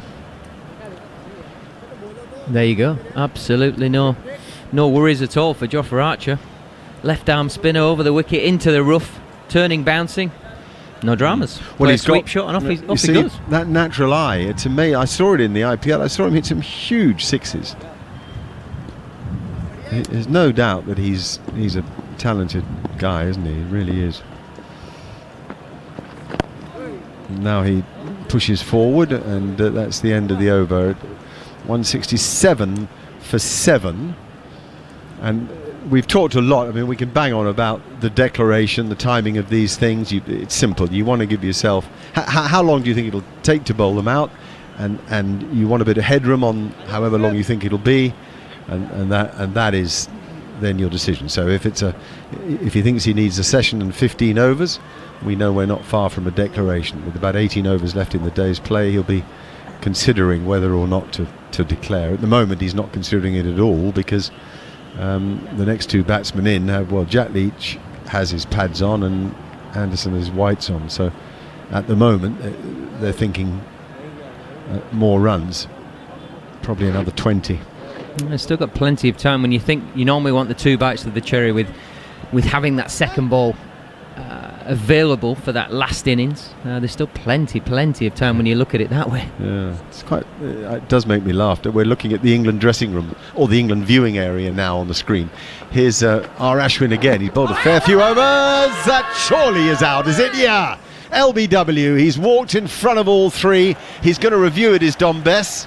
It was a straight ball. Didn't do much really. He was working it to the leg side. Is he reviewing it because he's hit it? Is he reviewing it because it's a bit high? I don't know. He looks miserable about the whole experience, doesn't he? Yeah, there was definitely a trap of the ball and pad, but I think it was pad first, then cannoned into bat, and then it was trapped. He got very chest on to the bowler, which generally means the bat comes down at the wrong angle. Oh, this looks... Yeah, roll it, please. Well, maybe bat and pad at the same time. Please, thank you. Yeah, almost the close, bat got back. stuck behind the pad, Matt. Can you rock and roll it there?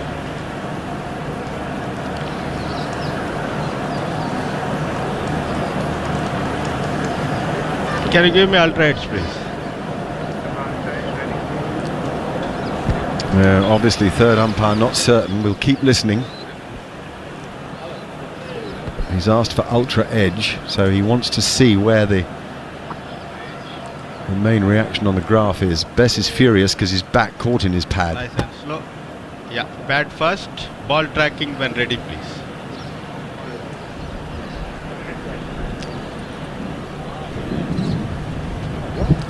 Pitching outside off, impact in line, wickets hitting. On-field umpire on screen, please. Anil, stay with the original decision. You're on screen. Give out, please. So the third umpire deciding that it was pad first, that he didn't squeeze bat and pad at the same time, and therefore he's been given out to LBW. As I say, he looks thoroughly miserable about the whole experience. You would be if you were given out LBW in a test match, but almost as if he's been wronged a bit, shaking his head and trudging off slowly. Anyway, England have lost their 8th wicket. He can trudge all he likes. Dom Bess, he's a lovely character. Interviewed him yesterday evening, enjoyed it. He bowled well. He's got a job to help England win the match with the ball, but the declaration is not coming because Jack Leach is now on his way to the middle with England 408 in front. Yeah, and Ashwin now 4 for 60 in his 15 overs. Just starting to get those rewards that he would have been looking for. And he'll be taking great heart moving in further into the series that he's getting some wickets here. He'll feel like he's just getting a bit of that sort of spinning, the webs just dropping over a few of the players. And can his mystique and great skill carry into the series? Is he getting a foothold in it? But England certainly in the strongest dominant position in this game. Well, I've got a question for you in a minute. Gareth Batty is with me, former England off-spinner, Worcestershire and Surrey, of course. Leach now on strike to Ashwin, who bowls the old carrying ball, comes back at because it was just short enough for Leach to adjust, wasn't it? He thought he was going to leave it because he thought it was spinning away from him, and actually it spun back into him. Yeah, just hit that foothold and it just came back very nicely, but yeah, just fractionally short in length. And that ball's too short. It's an off-spinner, tired off-spinner, I'd say. He's only in his 16th over, but so much responsibility on him. He's taken 4, and Leach played it nicely on the back foot. Taps the ground now. We've seen this defence from Jack Leach so often. We talk about Headingley as he plays forward again. It runs off a thick outside edge to point. But we should also talk about Lords against Ireland when he made 90-odd. Might have made a test match 100. He'd come in as night watchman and played really well the next day. There's more to him than just defence. But it's so that doesn't quite carry the slip. Just like Rory Burns at the start of the innings, that he played forward, it spun, caught the sort of shoulder of the bat, and because of the hard ball early in the piece, Burns was caught at slip first ball. Well, this one didn't quite carry to slip. There's a slipper gully, a forward sort of silly point, the old silly point, and then back he goes in defence, Jack Leach. And it's the end of the over, 167 for 8, with Archer and Leach at the wicket. So my question to you is, when you have little periods like this, when not much is happening and a couple of wickets fall, and the opposition effectively are being saved from having to bat, and your dressing room is all sort of chatting amongst itself and wondering when the captain will declare, and the captain's still sitting in his tracksuit, in any way does that work against you psychologically? Does it have any negative feel to it, that lack of urgency about either a declaration or an attacking approach? It can do, but I think in this instance, I think everybody would know the situation and know when it's going to happen. Archer on the back foot pushes out to square cover and gets a single against Shahbaz Nadeem. And the reason I say that, just because England are in such control, I suppose the slight negative effect is if you're a batter going in and you don't get any runs and you get out. But you've got to get that out of your mind, because it's more important for the team, and certainly the team is the one in ascendancy at the minute. It's always seemed to me that as long as everything you're doing has a purpose, it's absolutely fine. If it meanders without purpose, then it can make people even subconsciously ask questions of the moment. But probably I'm reading too much into it. The long and the short is that England have an enviable position, having played terrific cricket throughout the test match. They're 409 in front, still with 2 second innings wickets in hand. Some of the wickets have been lost today because of the ambition in the approach, which is no bad thing. Selfless was the word Neil Manthorpe used earlier, which is exactly right.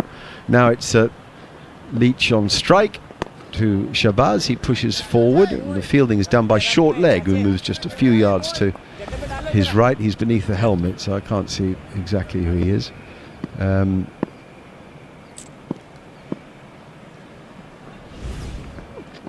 Down comes Leach, gives it a good spank over mid-wicket.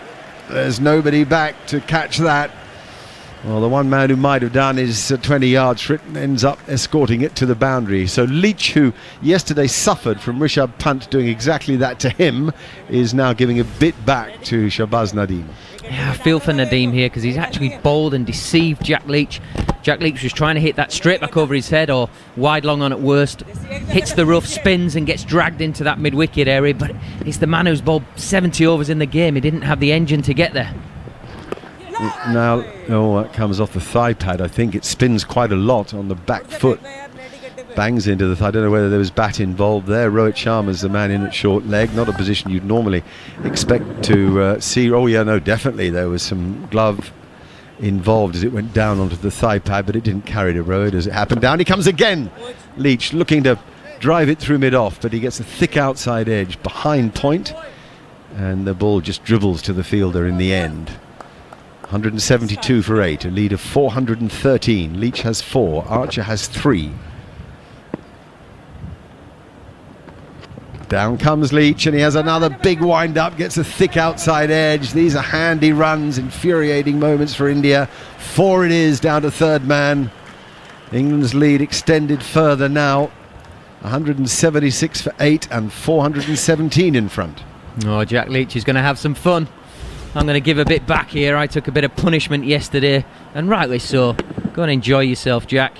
Run down the wicket into the rough, but this time again trying to hit more offside than leg side. Try and get offside of the ball and allow that rough to help with the spit and turn into the bat, but make sure you're hitting leg side with it and get it up and out into that leg side boundary. But no, fortune favours the brave. A thick outside edge, runs down for a 4, and I think we saw just a little wry smile on Jack Leach's face there. 8 now to Leach from 10 balls. He's probably enjoying just playing a shot. He's so used to having to block for the other guy, and in fact the cameras are now focusing on Ben Stokes, for whom he has most famously blocked in the great Headingley epic, a match and an innings never to be forgotten. Back goes Archer, knocks it down to short mid-wicket, who does the fielding. We now have a situation where for India to win, they must equal the highest ever score to win a test match. They need 418. And now it's chipped down the ground for a single, which means they need 419, this Indian side. Therefore, if they were to win, they'd break the all-time record. That's held by West Indies against Australia. Not in the glory days of West Indies cricket, actually. A little after the greats such as Richards and Greenwich had retired, and a fantastic performance against a very good Australian side, of course, in the late 90s. 99 I think it was, but I'll just check that. Bowled, beat the outside edge. Ashwin holds his hands to his forehead as if to say, dear Lord. 177 for 8. Leach waits and plays forward defensively without any bother at all. As so often with Leach, his defence really looks like a proper batsman. He's pretty well organised. Now we've got to look at Root he's moved and he's chatting to Anderson, who has his pads on, so they're still thinking of Anderson batting. That goes off a thick outside edge, but there's no run primarily because Jofra Archer hasn't even left the crease. I mean, it's not that he's not backed up, it's that he's not moved from the sentry position with feet together and bat alongside his hips. Or hip. Leach again, forward defensive. Perfect blocking. I don't know, funny old game sometimes, isn't it? But anyway, 177 for 8, 21 overs left in the day. I can't believe it's long before England will be out there bowling. Anderson having a chat with him, and we turn to Gareth Batty and then Neil Manthorpe. Yeah, Jofra Archer not even leaving the crease while he's backing up. He's played so much IPL with Ashwin and he's threatened everybody, I will mancad you, and so on and so forth. We'll give Jofra the benefit of the doubt that's why he's staying so deep in his crease, that it's from a positive aspect of not losing his wicket. as opposed to being a little bit jaded and not fancying a quick single. Isn't he allowed both? Absolutely. He's one of ours. Let's champion him. All right. 418 runs is the lead. Joe Root has stood up. Maybe he's just stretching. Maybe he's going to go and look for his whites. Jimmy Anderson's in his whites, but he's got pads on still. I can only imagine that that Joe Root wants to see how the Indian dashers in the top order react to having no chance. I mean, there does come a point where they've got no chance. You know, they already need 419, which would be a world record successful run chase. But he's he's going to be very upset with himself if India save this Test match, hanging on 8 or 9 down, and then England run out of time. Yeah, but you just feel like everything is stacked in England's favour. And you've got to look at it that if you can't bowl them out in 100, 110 overs, you're not going to bowl them out in 120. I just don't see the logic modern day with the way that players play now. It's not like you're going to have many of their players come in and just literally drop anchor. Well, yeah. I mean, if you've made the game safe, and I suppose there would be those who still question whether England have actually made the game safe. Washington Sundar is in for his first over of the innings, and he's immediately driven up towards mid-off. And and England have the luxury, if you can call it that, of a proper 5-man attack, and that one is turned away out towards mid-wicket, and they go through for an easy single. I mean, if a team has a 4-man attack and very little else to offer, and then that it's a concern, because your spinner's going to have to bowl 40 overs or 35 overs, and if you get an injury, but England have a 5.5-man attack if you include Joe Root, so it's not like that there's a concern that if they leave themselves 120 overs, then you get to 100 and everyone's knackered and nobody can bowl properly. No, fair comment. Joe Root's still standing up, but he's still stretching. We can clear view of him in the change room, and the cameras are focusing on him as well. As Ashwin is in looking for a 5-wicket. Sundar, beg your pardon, Washington Sundar into Jack Leach, who pushes that one away defensively. No run. I still feel like psychologically this is putting a lot back on India. I don't see the negative really in the psyche of the game from an England point of view. Sundar in once again. Leach fancied the drive. It was full, but it was too wide, and he left it alone. I think it's showing India that we're prepared to take it deep. We're prepared to do it the right way, the way that the game needs to be played here. We're going to back our skill sets.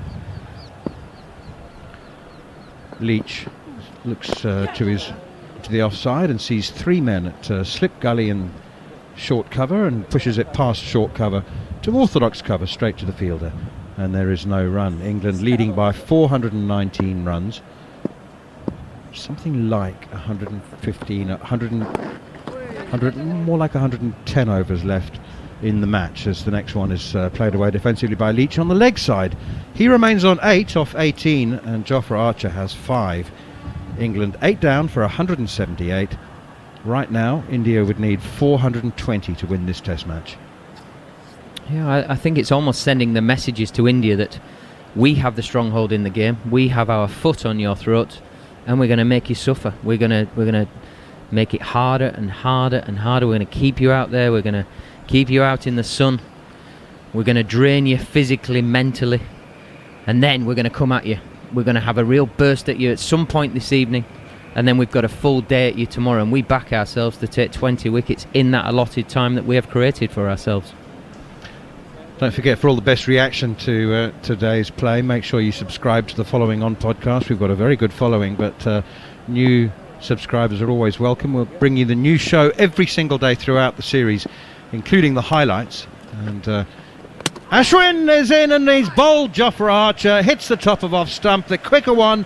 Archer was playing back to it, and Ashwin deservedly has a 5-wicket haul. He's toiled and toiled. He bowled more overs in the first innings than he ever has done before in a Test match, and he's now into his 18th over. He's hit the top of Jofra Archer's off stump. England lose their 9th wicket and Ravi Ashwin has 5 for 61. Yeah, a lovely piece of bowling here from Ashwin. He's relatively tight on the stumps. He sets the ball up square, but also canters it back a little bit. So by that, I mean, it's just going to hurry through, which it did. It did just spin a fraction, but it was the fact that it hurried through and hit Jofra Archer on the sort of knee roll and then cannoned into the stumps. Had it not have hit the stumps, it would have been at LBW. And a fine piece of bowling and a very well-deserved 5 for 60 now for Ashwin. And that is something that we've become very accustomed to from Ravi Ashwin in his home country and his native playground, shall we call it, this cricket ground. He loves playing his cricket here. And what a very fine performance from Ravi Ashwin as James Anderson, England's very own fine performer with the ball, comes out with Willow in hand. Can we run a quick poll on Jimmy Anderson? How many balls will it take before he plays a reverse sweep? Oh, 3. Yeah, I'm going 2. Oh, you've stole my 3 out of 4. Oh, well, Jack Leach watches at the non-strikers end. Do you remember I was talking about the inconvenience that you can create for the opposition opening batsman by the declaration, by declaring at a really inconvenient time where they have to run off the field and get ready after a long day in the field? I'm just wondering how Jimmy Anderson feels about coming out to bat now, because it's reasonably inconvenient for him as well, because he's going to have to run off the field and put his bowling boots on and get himself maybe even... Oh, well, first ball, reverse sweep, first ball. He's got a bottom edge, it's gone straight to the fielder. I think I win, don't I?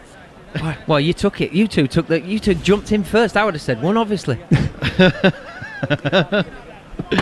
First delivery, the reverse sweep from Jimmy Anderson. Why does he do it? Because he can. Why does he do it? Because he's got no other shots. Oh, he's chipped that one straight back to the bowler. Ashwin has taken his 6th wicket. Jimmy Anderson's gone, second ball. No declaration from Joe Root. Not required, sir.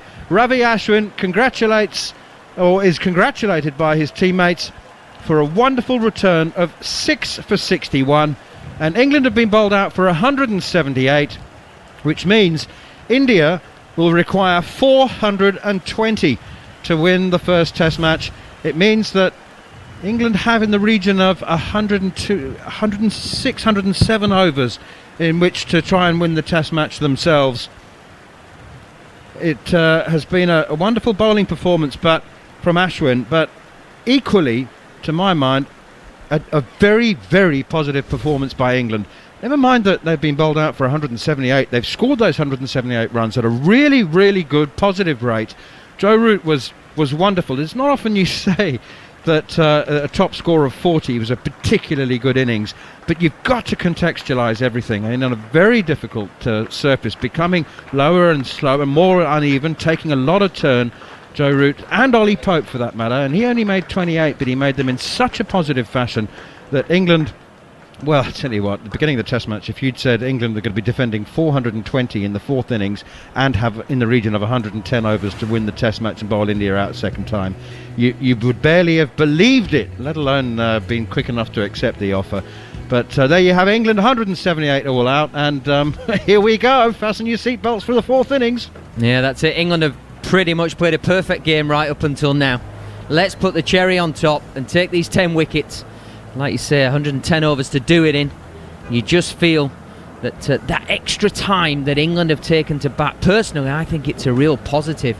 Normally, we see the English team getting ground into the dirt in the subcontinent, but no, we've made India have to field so many overs out in the sun. It drains you. There's also then the mental torture of having to field for all those overs. And now we're going to test the skill. Have they got the skill to face the 110 overs that England are going to propel down at them under constant pressure? And the pressure is with a loss at the end of it. Have you got your fizzy drink and popcorn, Goffey? It's going to be a cracking 4th innings. I'm all set, Manners. Popcorn's here. And the drink, I cannot wait. Missed going to the cinema of late. I dropped a Malteser, which wasn't ideal, but saying that, Gareth Batty's just eating it. Can you believe it? It was only on the floor for about 5 seconds, so you were all right, Bats. But yeah, great Test match we've had so far. We've got, just a few overs left today, and then tomorrow's play where England can secure a Test match victory in India. I think it's too many for India to go and knock off, but it's have England got enough time to ball India out.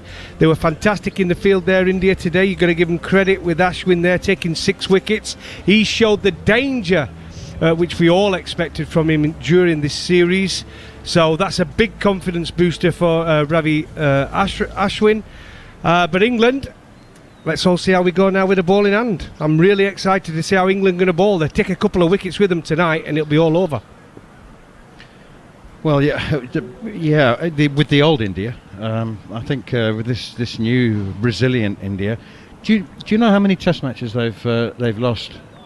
3 in the last 30. The last 35 played in India. 1.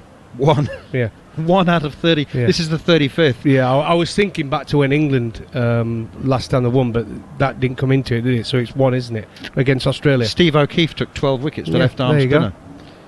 Yeah, and so, I mean, it doesn't happen very often. And that's what I'm talking about, the new, resilient, all-round, strength in depth, strength in unusual departments, for them anyway, historically, like fast bowling.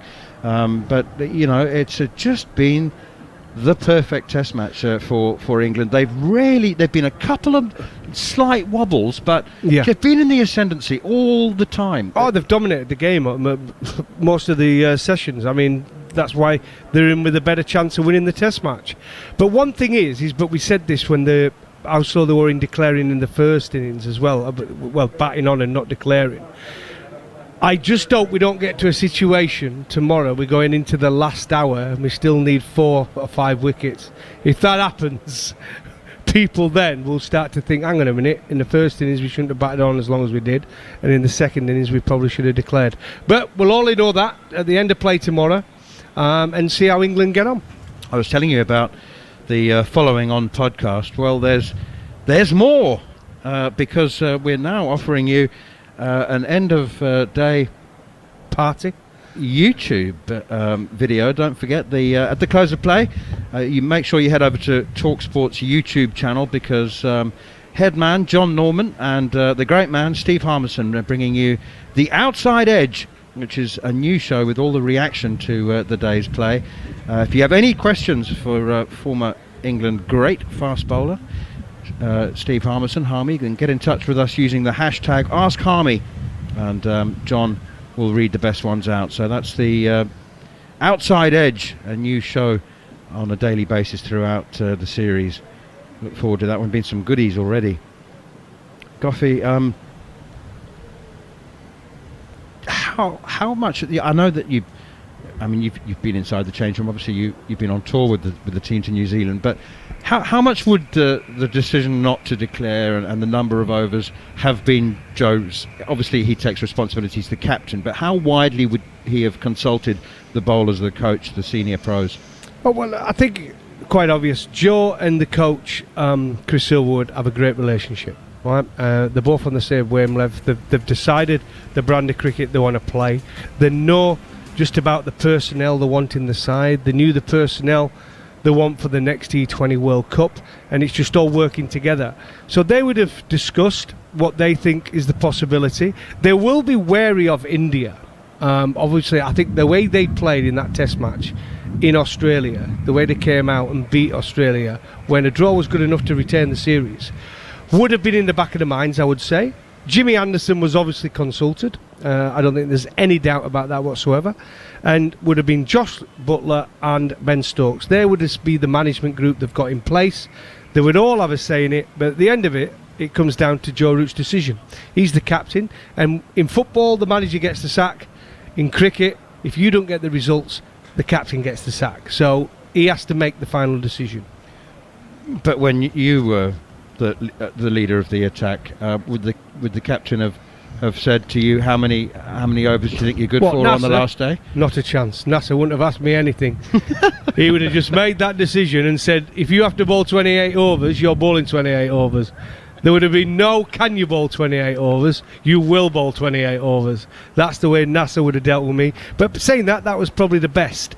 Duncan Fletcher was slightly different. I was on their management group, which they had in place. But that was mainly before a series started or before a test match started, where we used to sit down, look at the pitch conditions, look at the opposition, work out the game plan we were going to have moving forward, and then relate to the group.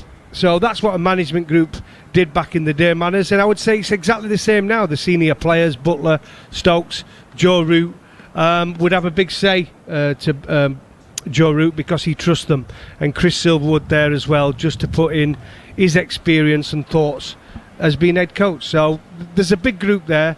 Be decided that, like I said, the India on home soil, not to be underestimated. So I think they've been on the cautious side on setting and what they've set, but I'm looking forward to it.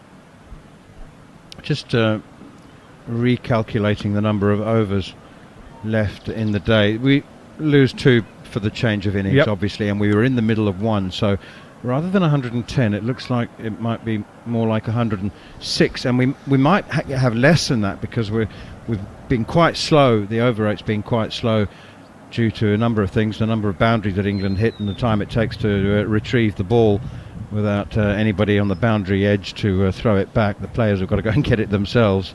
So we might just lose 1 or 2 from that 106. But anyway, it's more than 100 overs that England will have to bowl India out, and more than 100 overs that India will have to survive. It should be enough, Manners. I mean, it's a lot of overs, and like I said, they get 2 new balls, and what we've seen here is double ball, because where you have to look at it, the new ball, it's hard. We've got quality bowlers with the new ball. They have a go with it. It's hard. It's got that seam. It might just take a piece out of the wicket, and then after about what we've seen as the game's gone on, it started reversing earlier and earlier. So what we might see is the seamers on just for 3 overs each, spinners come on, and then after 15 to 20 overs, the seamers come back on, because that's when it starts to reverse, and it seems to be at its best when it's going a lot and the ball's still pretty firm. And then we go back to spin, and then when we get the second new ball, if we get to that tomorrow, they get those opportunities again. So I think it's about the right time. But I just think that first day, that first innings when we batted, that's where we were probably a little bit slow batting on that third morning. Ravi Ashwin, by the way, bowled 73 overs in the Test match. There have been some bowlers been through whole series not been that bowled. Well, he won't be bothered, because guess what? He picked up 6 for in the second innings, and wherever you're taking wickets, man, as you don't get tired. If he'd have got none for in the second innings, after, do you know what I mean, a couple in the first, it's a different story. Jofra Archer in with the first delivery to Rohit Sharma, and it's a quick one outside the off stump and left alone by the big right-hander. Jofra Archer got rid of both openers in the first innings, and if he can do that at the end of the 4th day, interesting how they give Jofra Archer the first over. Normally Jimmy Anderson would always take that first over, but to give Jofra Archer it, interesting. And not often that he will have bowled the first over of Test innings with 1 slip and a gully. Again, full and wide outside the off stump, and Rohit leaves it alone. Exactly. Remember in the first innings, what did we start with? 3 slips, 3 slips and a gully and a short leg. They soon came out, and like I say, you bowl to the conditions. Saying that, I would have been tempted to have another slip in, purely because if one does go through the top, and we've seen it with that big prominent seam on this hard ball they're using, it might just go towards the second slip area. So I'm surprised they haven't started with the second slip purely for that mode of dismissal. Really is strange seeing 1 slip and a gully in place. As a short square leg as well. Again, full and wide outside the off stump once again, and it's left alone by Rohit Sharma.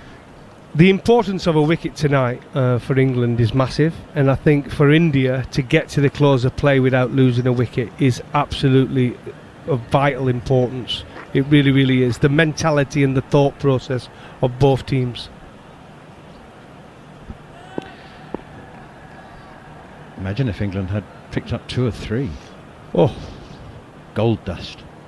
There's, as I said, there's a backward short leg and a short mid-wicket. 2 men in close on the onside, and that's left alone again by Rohit Sharma outside the off stump. It was an absolute beauty that Jofra Archer got rid of Rohit Sharma with in the first innings. Absolute beauty. Off cutter at 140 plus kilometres an hour. how many overs did we say were left tonight? About 106. No, in the tonight. game, but about 16. Oh, 16 out. I've just got a feeling there that chat Joe Root was having with Jimmy Anderson, whether he doesn't open the bowling and they go with the spinner. Okay, what, Jofra bowls 3 and then Jimmy takes over? Yeah. Okay, here is Archer again. Short, and Rohit Sharma goes for the pull shot. How about that? 5th ball of the innings. None on the board. 420 required, and he's gone for the hook shot and he's missed it. It was a good quick bouncer, wasn't it? He was going for the hook shot. Just to show the way the Indians are going to go about it. But remember that chat just before he went out to bat on the balcony? I reckon that's what it was. But listen, we're going to open with Jofra and a spinner. So it'll be interesting to see if that actually is what was said on the balcony, because Jimmy didn't look too happy. Best or Leach? I think they'll go Leach. Here is Archer once again, and that's pushed gently up towards mid-off. It's only because he's done it with a new ball. He did it in Sri Lanka. He bowled a lot with the new ball over in Sri Lanka, so that could be the plan. Doesn't Jimmy normally look unhappy? I mean, surely he would accept and understand. Well, should he really? We've got a guy here who's got, what's he got now? Nearly 620 Test wickets or something. Hang on, let's just see whether we're right first of all. Before we talk about. Oh, you're absolutely bang on the money, Goffy. Captain Goff. You're bang on the money. It is Jack Leach. I just started thinking when I thought, hang on a minute, Jimmy Anderson not taking the first over, that there had to be some kind of reasoning behind that, because when you've got a guy in your side who's got so many Test wickets, really, really surprised me he didn't take that first over. But now we know why. Jack Leach has bowled with the new ball before, and it's an opportunity for him. So his captain's backed him. It's not exactly. I mean, it's no reflection on Jimmy Anderson. Oh no, not at all. I mean, and as I said, I don't think Jofra will bowl possibly even 2, but no more than 3. Anyway, Andrew McKenna, take you through the next 20 minutes.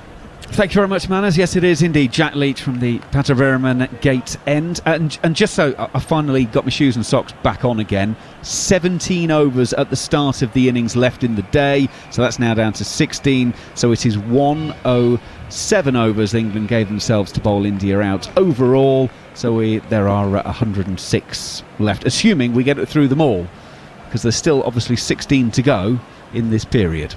But anyway, Jack Leach is going to bowl left arm around the wicket, short leg in place, 2 slips as well as Shubman Gill plays from the crease, slightly more adventurously than I might have been expecting, a bit more flamboyant. He does push it out on the offside, no run.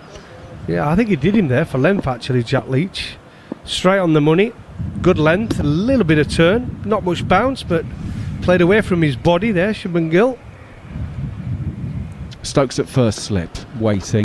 Shubman Gill allows this one to go through to Jos Buttler, no run. He puts his left foot down the pitch just to cover the line, but doesn't play a shot. When I said he opened the ball in Sri Lanka, he actually opened the ball in this morning, didn't he? When they took this new ball, England.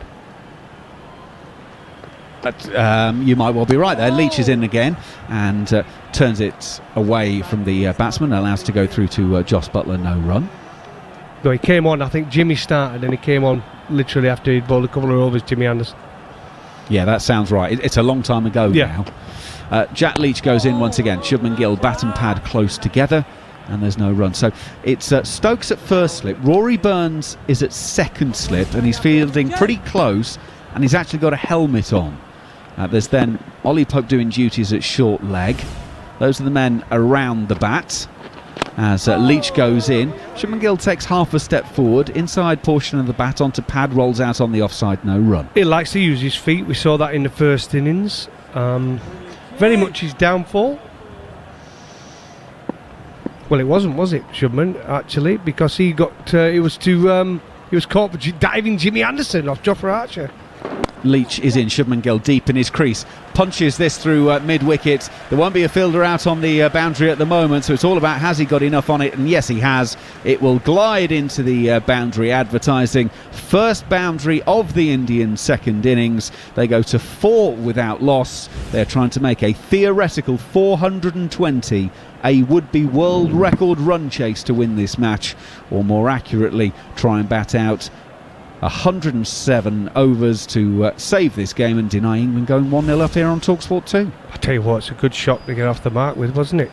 Used his feet deep in the crease, little bit short from Jack Leach. He wanted a bad delivery and he just punched it off the back foot through mid-wicket. Beautifully timed shot.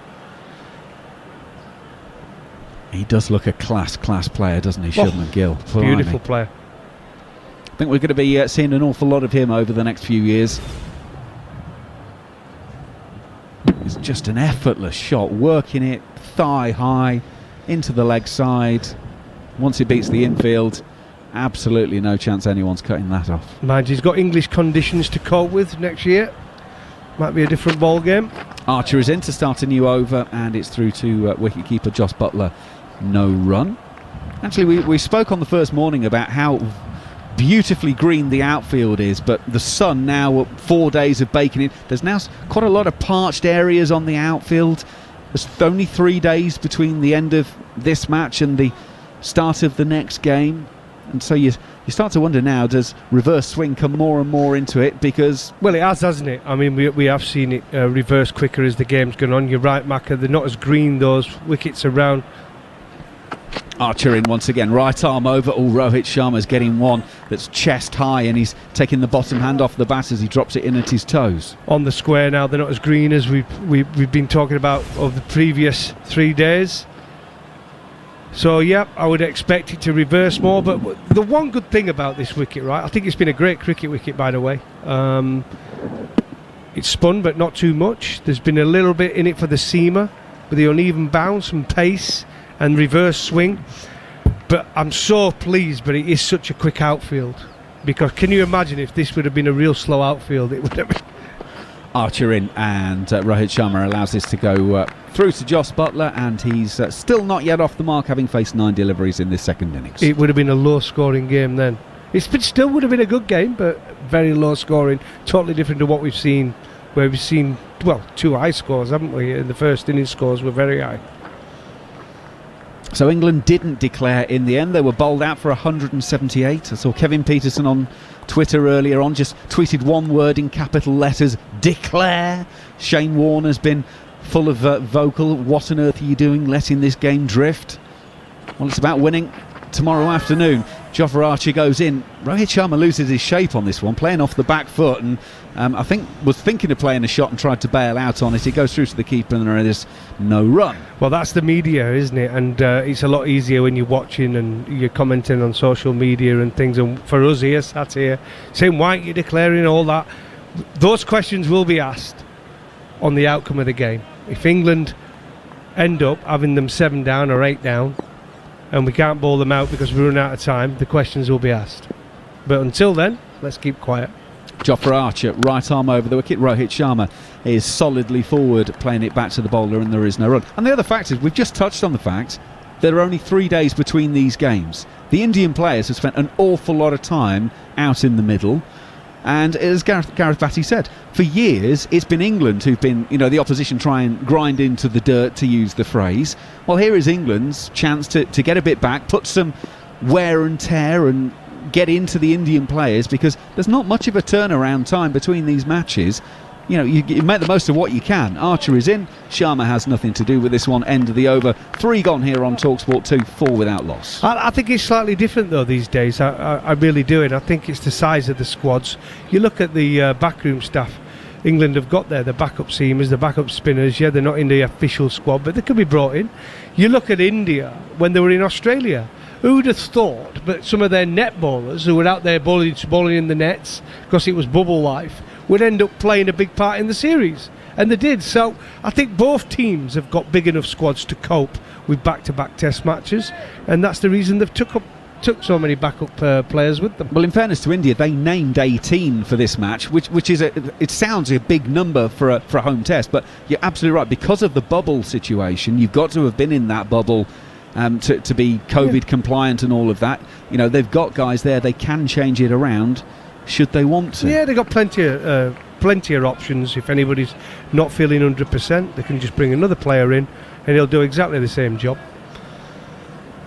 It looks like Jack Leach is going around the wicket once again to Shubman Gill. He has the 4 runs that India have to their name so far. Rory Burns is going to go in at silly point, so there's a short leg and a silly point for Shubman Gill, as well as the slip, as Leach goes in. and that is bringing Shubman Gill forward. He pushes out on the offside, just past Rory Burns, and there's no run. It's very rare, isn't it, you see an international batsman, especially an opening batsman, without a bat sponsor. I don't think that'll be bear long. Actually, that's a good point. Yeah, I hadn't spotted that. Shubman Gill back in his crease. Oh, he times the cover off of this one. What a shot that is. Jofra Archer's chasing. He's closing in, and with 3 more metres, he'd have made it. But it goes into the boundary rope, and India are 8 without loss. Gill is 8 without loss, and they both have come from boundaries hit through the leg side. That one utterly glorious. Action replay of the previous over from Jack Leach. Just slightly short, not a bad delivery. Deep in the crease, Shubman Gill, and just punched it off the back foot.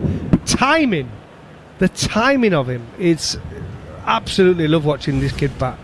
Well, I tell you Beautiful. what, I'd love to know whose bat that is, because that looks a very, very fine piece of willow, the way he's played those. Well, it'll be his. Whoa. He just took his stickers off, Marker. No, I mean, who actually made it? I don't imply that he's nicked it off of someone. Yeah, he's not borrowed it. I know, he's not a fast bowler who doesn't bother taking them and just asks around, can I borrow one? It's not club cricket. Shubman Gill on this occasion is getting a full one down leg side from Jack Leach. He's turned it around the corner. He's turned it around the corner for another 4. So his bat contract value is going up markedly at the moment. 12 without loss, he's got all of them. Well, that's what happens. You play international cricket. He's every right. He's probably been using bats for free just to get an odd pair of gloves here and there and some pads and a bat. But now you're playing international cricket. You're opening the batting for India. And his market value's gone through the roof. So I would expect before the end of this series to see a brand new sponsor on that bat, especially if he keeps playing like he is doing. He's faced 9 deliveries when theoretically they're blocking out the game, and he's got 12 runs. Leach in once again outside of off stump. Gill on this occasion takes his back foot across to cover the line of the stumps and just allows it past him as it goes through to Jos Buttler for no run. 3 catches. A shortish mid-wicket looking for the clip off the toes. Shubman Gill comes forward, pushes out on the offside. Joe Root will field, and there's no run. That one just under 100 kilometres an hour from Jack Leach, so that's around about 60 miles an hour. Leach in once again. Shubman Gill very solidly forward, pushing it back down the bowler. And just as a comparison, that one was just shy of 88 kilometres now. So Leach varying his pace. It's TalkSport 2. It's the run chase, the 4th innings. India 12 without loss, trying to make a nominal 420 to win this game. Or can England take 10 wickets? Darren Gough. Yeah, I think that was a better pace, actually, that last delivery from Jack Leach. You've got to try and catch the batsman. Not quite sure whether to go forward or back. We've seen him go back, go deep in his crease because of the pace Jack Leach has been bowling, and he's punched 2 through mid-wicket. So I think that's a better pace from Jack Leach, that last delivery. Pushed it through. He might still get that little bit of turn. He also might catch with that big seam and just bounce a little bit more. So I think that's the pace from Jack. Well, it's going to be Jofra Archer to continue with his 3rd over. It's outside Rohit Sharma's off stump, and there is no run. So possibly Archer's last, maybe one more after this before we see Anderson as they share the load out. England looking to win this Test match, go 1-0 up in the series. Don't forget, if England want to make the World Test Championship, they have to win this series by a minimum of 3-0.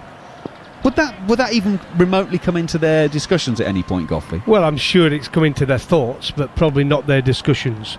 Archer on his way once again, right arm over the wicket. Rohit Sharma pushing out into the offside, well fielded by Dom Bess at point, means it is just a single. So Rohit Sharma is underway for his innings. He's got a single. It's 13 without loss. I would definitely say is, but when they put the plans together, Joe Root and the coach Chris Silverwood, when he first took over, would have been to win in India, win a series, get to the World Test Championship final if possible, being one of the best 2 teams in the world, and then go on and win the Ashes.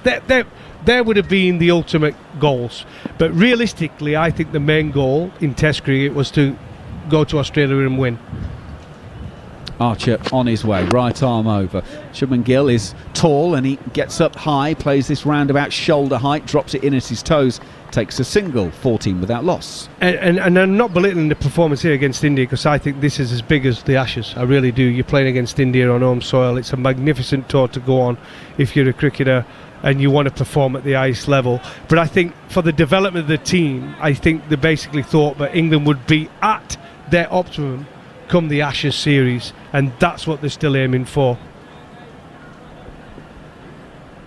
Well, they're looking for a win in Chennai for the first time in 4 test matches. They lost the last 3 there. Rohit Sharma's going on the pull on this occasion, and well, he's got it over mid-wicket and it will run away. There is a man out in the deep on the leg side. Looks like Dom Sibley is doing the patrolling. That ball has gone away for 4, and there's a lot of looking at each other, asking what's happening there, because Rohit Sharma, it didn't look like he'd made decent contact at all. He's looking at the bottom of his bat, actually, as his score goes to 18. Don't mind that, Macca, at all. Jofra Archer bowling decent heat, hit the right at the bottom of bat from Rohit Sharma, and that's what it's hard when you're trying to hook on these slow pitches. Some come out of it, some don't, and he won't mind that, Jofra Archer. Well, he might do because he's been hit for 4, but Joe Root won't mind it. He's just been hooked through straight mid-wicket for 4 off the Q end. Yeah, he wasn't going anywhere near where that ball went. About 90 degrees away. Wow. I mean, he likes the pull shot. But he's decided to go onto this one. Now he has got hold of that one, pulled it out. Wow. And Dom Sibley is a spectator. There is officially a spectator in the ground. It's Dom Sibley, and he's watching Sharma put that into the stands for 6. I'd like to say he won't mind that either, because that's exactly gone over the fielder's head. Where the fielder is at this moment in time, he is in front of square, and I think it's just gone right over his head. He's caught it nice and early. It's a slow pitch. It's in front of square, but that's exactly where they put the fielder. But Rohit Sharma caught that one right in the middle of the bat, and off it flew for 6. Well, TV have got a stat on the screen at the moment. The Rohit Sharma against pace bowlers has a strike rate of 197 when playing the pull shot off the quickies. So, well, that will certainly add to it. So 6 and a 4 in the over. 1 where he aimed it, the other completely not where he aimed it. He's now 11 from 16 balls. England stay with the slip and the gully. And in goes Archer once again. Gives him a shorter ball. That is round about rib cage height. Jack Leach will do the fielding on the long leg boundary, and it's just a single on this occasion. 25 without loss are India, and that is Archer's 3 overs done. He's gone for 13. I think that'll be it. Yeah. But the interesting fact now is whether they go for Jimmy. I think they might actually go for Dom Best now and have a quick look at Dom, and then bring Jimmy on at the end, just before the end when the ball starts reversing.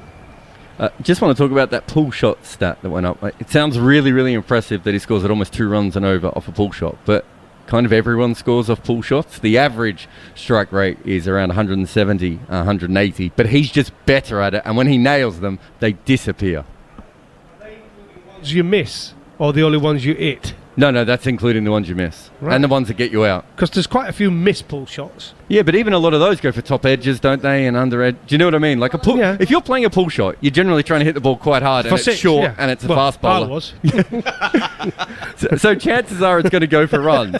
But I would say this. I want pulling for a single. Yeah, exactly. Who does? You were going on the home run ball, weren't you? Goffrey? Yeah, I would go for glory. That was part of the problem. So Jack Leach is going to bowl his 3rd over. He's gone 0 for 12 so far. There are still 12 overs officially left in the day.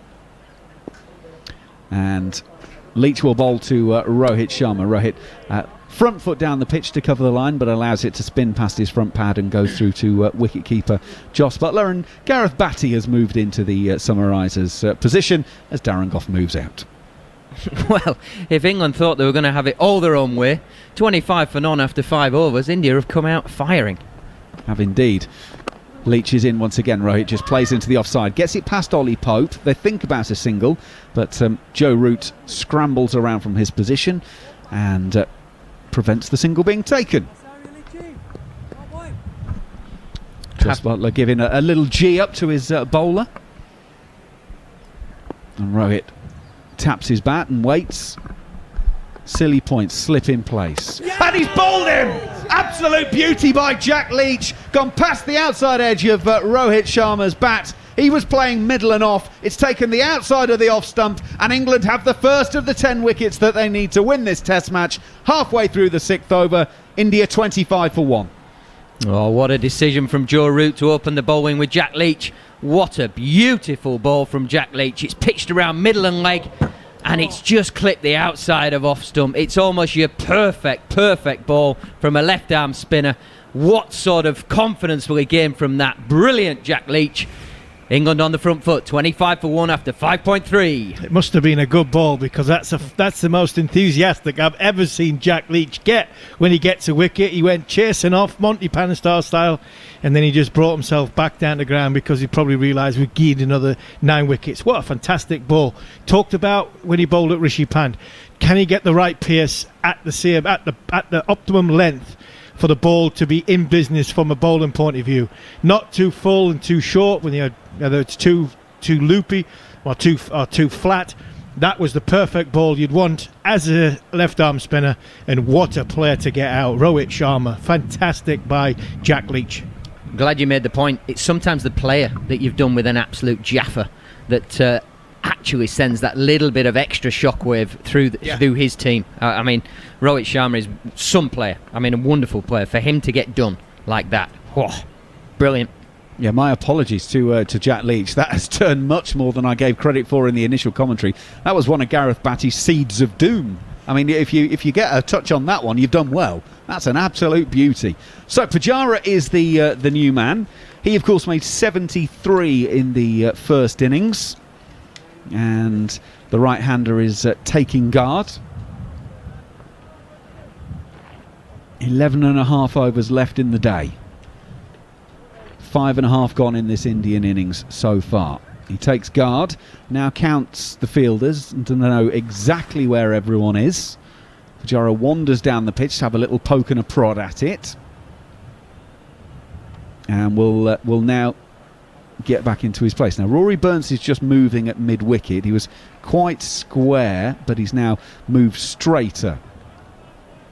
England don't over-attack Pujara. It's a slip and a silly point. Those are the only directly close men around the bat. And Leach, who had a bit of a torrid time in the first innings, he ended up taking a couple of wickets to cheer himself up and put a smile on his face. He's got the first one in the second innings. Leach around the wicket to Pujara. He's playing off of the back foot and pushing back down the pitch to the bowler, and there is no run. You do feel from recent history, but also long history, that this is the key wicket. Pujara is the glue that holds this innings together. Leach in, Pujara playing off the back foot. He's got it past backward point. That's going to go away for 4. Dom Sibley's patrolling the cover boundary and he can't get around. India 29 for 1. Pujara is off the mark with 4. Yeah, and a good shot there by Pujara. Just dragged down a touch by Jack Leach. Not much. Just a touch, and Pujara uses the pace that was on the ball that went for 4. But we've seen just a picture of Chris Silverwood clench fist when Jack Leach got that wicket, and that means a lot to the England captain and coach, because they see Jack Leach as a big player in this four-match Test series. Leach is in, Pujara is coming up playing forward, and it's out on the offside, and there is no run. 6 overs gone here on TalkSport 2. India 29 for 1. Yeah, Leach 2 for 105 in the first innings, and at the moment he's got his first in the second. He has 1 for 16 from the 3 overs he's sent down, Gareth. Yeah, speaking as a fan, I'd love my head coach, my manager, if it's your football team, I want him to show some emotion like that. He was so delighted for Jack Leach to have bowled that beautiful ball. Yes, for him, and yes, for his team. I want to see the emotion. I want to see him jumping through hoops and saying, "Come on, boys, here we go." I think it's brilliant. Mike Bassett stuff, isn't it? Yeah, I think actually Virat Kohli tried that this morning. The very, very first wicket that was taken this morning, the England wicket. He tried to do that to his team and send a message around to the support staff that we are still in this game. And I think what Chris Silverwood did there is a relief for himself and relief for the people around him, because this last sort of 16 hours not so much a concern for what's to come ahead, but a little bit concerned for Jack Leach, because his confidence dented after the back of what Rishi Pant done. And like you said before, it's the person, not the how we got Rohit Sharma out. That's the message, that positive message that not only send around the dressing room, but the message that will send to the Indian camp, that if this best top player is got out that way, what chances some of the rest of us got? Goffey's got it absolutely nailed on. James Anderson is now coming into the attack, and he's going to bowl over the wicket, and Shubman Gill has played that not far away from Ollie Pope at backward short leg. It goes away for a single, and India go to 30 for 1, but that was not far away from the fielder. And I'm afraid to say Goffey's got it absolutely right once again, and he'll be walking around the commentary room with a big old smile on his face. He wouldn't tell many people, would he? No, not at all. He wouldn't be going around telling anybody. I actually think he might be away at the toilet just to talk to himself in the mirror and give himself a high five. So Anderson it is then. Anderson with 2 for 46 in that first innings. And to bowl to Pujara. Right arm over the wicket. That's a little bit too leg side-ish, and it's easy for Pujara to turn it away into the leg sides. And Dom Sibley is out on the boundary and takes a single. Very good morning to TalkSport listeners, joining us for the final part of today's session. There are still 10 overs after this one left of the day. India have been set 420 to win the Test match after England were bowled out in their second innings for 178. India 31 for 1 in reply. Rohit Sharma, the man to be dismissed. Jack Leach getting in with an absolute beauty, spinning past his outside edge for 12. So Pujara and Gill are the not-out men at the moment. James Anderson is in and bowls to Gill. Gill off the back foot, pushing up back to the bowler. And there is no run. Yeah, England have gained all this knowledge over the best part of 4 days now, and this field that James Anderson is bowling to is a strange one. But you can see why. He's got a normal first slip. He's got sort of a fly slip then at like a 2.5, maybe 3. Then you go to the leg side, and his short leg isn't conventional. He's behind square and just set back a little bit. He's got a fine leg. Then he's got a deep mid-wicket, and he's got a mid-on that's going sometimes up on drive position and sometimes staying at mid-on with a mid-off and a backward point. It's strange but effective. Joe Root at short mid-on, very straight mid-on, does the fielding on this occasion as Gill plays this off the back foot, as Anderson bowls to him once again. And it's beautifully described by Bats, that the field that the way it is, and that is for one reason and one reason only. Jimmy Anderson's going to bowl straight. Jimmy Anderson's got the control. It's not about Jofra Archer trying to bowl fast, potentially bowling Yorker and not having the control that Jimmy's got to bowl wide of off stump. Jimmy's going to bowl stump to stump. He's going to get the ball to pitch on off stump, going in towards leg stump with that field in mind, and saying to the Indian batsman, you're going to have to hit the bat. You're going to have to use your bat with every ball here. Anderson goes in, and Gill is playing this from the crease. Root will field next to the stumps at short mid-on, and there's no run. Yeah, and I think it's possibly affected Gill a fraction how he's playing the ball. Normally you would say you'd get back and across right behind the ball. I think he's just staying a fraction leg side because he's worried about his head falling over with anything challenging the stumps. He's trying to play for his stumps and keep his pads out of it. So a bit more like you'd associate Murray playing in Pakistan, where you're worried about getting it on the shin and stumps. He's staying leg side, whereas first innings he got across, taking the slips out of the way. Anderson in for the final ball of the over. Gill is playing it from the crease, pushes it back down the pitch. 7 overs gone of the Indian second innings, 31 for 1 here on TalkSport 2. I'm going to move out the way, and Neil Manthorpe will come in and take over the commentary till the close of play. Thank you, Macca. Well, 9 wickets to go for England, and the dream start to this highly anticipated tour of India. It's roughly once a generation that England managed to win in India. So 1984, 2012. That's more than how long is a generation? I've always thought it's about 25 years. Is that right? Is a generation 25 years? Nobody knows. Jack Leach is in, and that's punched off the back foot defensively. Like I've said many times in this commentary box, Manners, you're asking 2 lads with 3 GCSEs between them, and all 3 of them are on the left-hand side of this building. I don't think I think a generation in cricket would have to be shorter than 25 years because you're looking at basically era to era, aren't you? Leach in again, turned away behind square on the leg side, and they go through for a couple of runs. So you have the sort of real world generation, which is probably 25 years, but a cricketing generation would be more like 10. I would say 12 to 14. So half a real world generation. Yep, me and Army agree. Yep, I'll go with that. So England, I didn't have to take my socks and shoes off for that one either. India 33 for 1. Pujara on 7. Shubman Gill has 14. They've lost Rohit Sharma, bowled by Jack Leach. Absolute beauty. Pitching middle, hitting the top of off, hitting the outside of the top of off. Here is Leach once again, and that is chopped away by Cheteshwar Pujara to the man sweeping on the cover boundary. Bats, let's just rewind a couple of days here. Jack Leach has bowled his first 6 overs for 59. He's been absolutely flogged. And gradually, bit by bit, he's hauled himself back into the test match. And he's opening the bowling in the second innings. And he's got Rohit Sharma. It's just one of the great comebacks within the context of one game. Here is Leach again, and forward comes Gill, pushing it up towards mid-on, no run. Yeah, he's had to do that soul searching. He's had to do that all that bowling. But actually, his teammates, his captain, his coach, everybody's backed him. I think that's such a brilliant thing from England. Leach again, forward comes Gill, nudges it on the leg side, no run. 34 for 1. We can be sort of pessimistic as best as English people, but I think the way his team and his captain, everybody's rallied around him, and he's responded to that. He's still got to do the work, and he has done.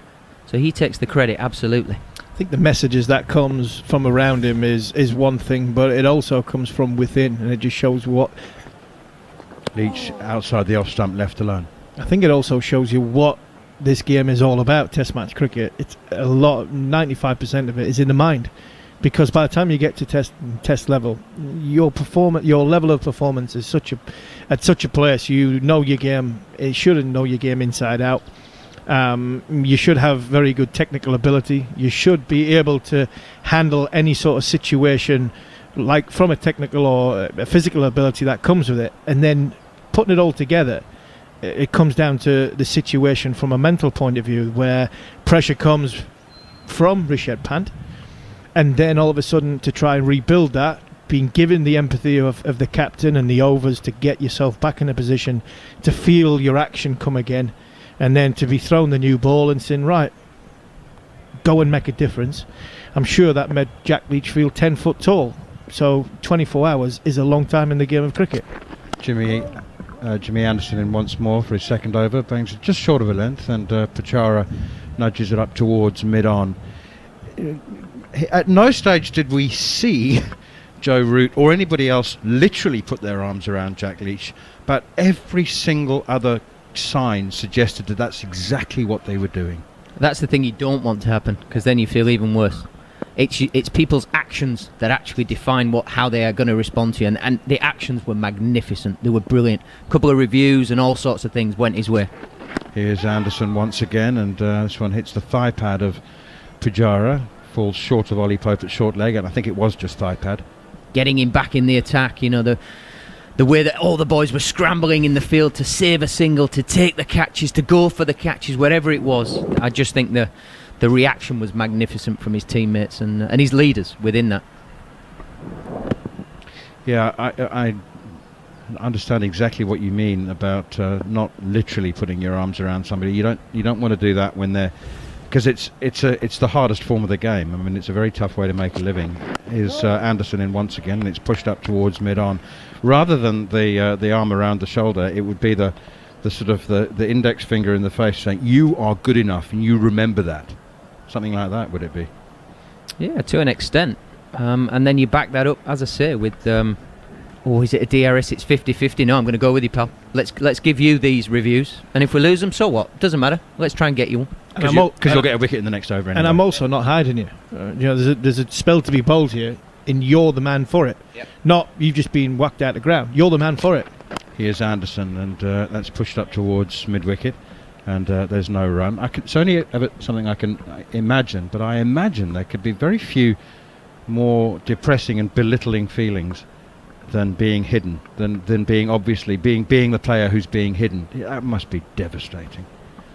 Yeah, and you see it over and over again. I think the understanding of how to use spinners around the world is not very good consistently, and it just showed that Joe Root is really evolving as a leader and a captain.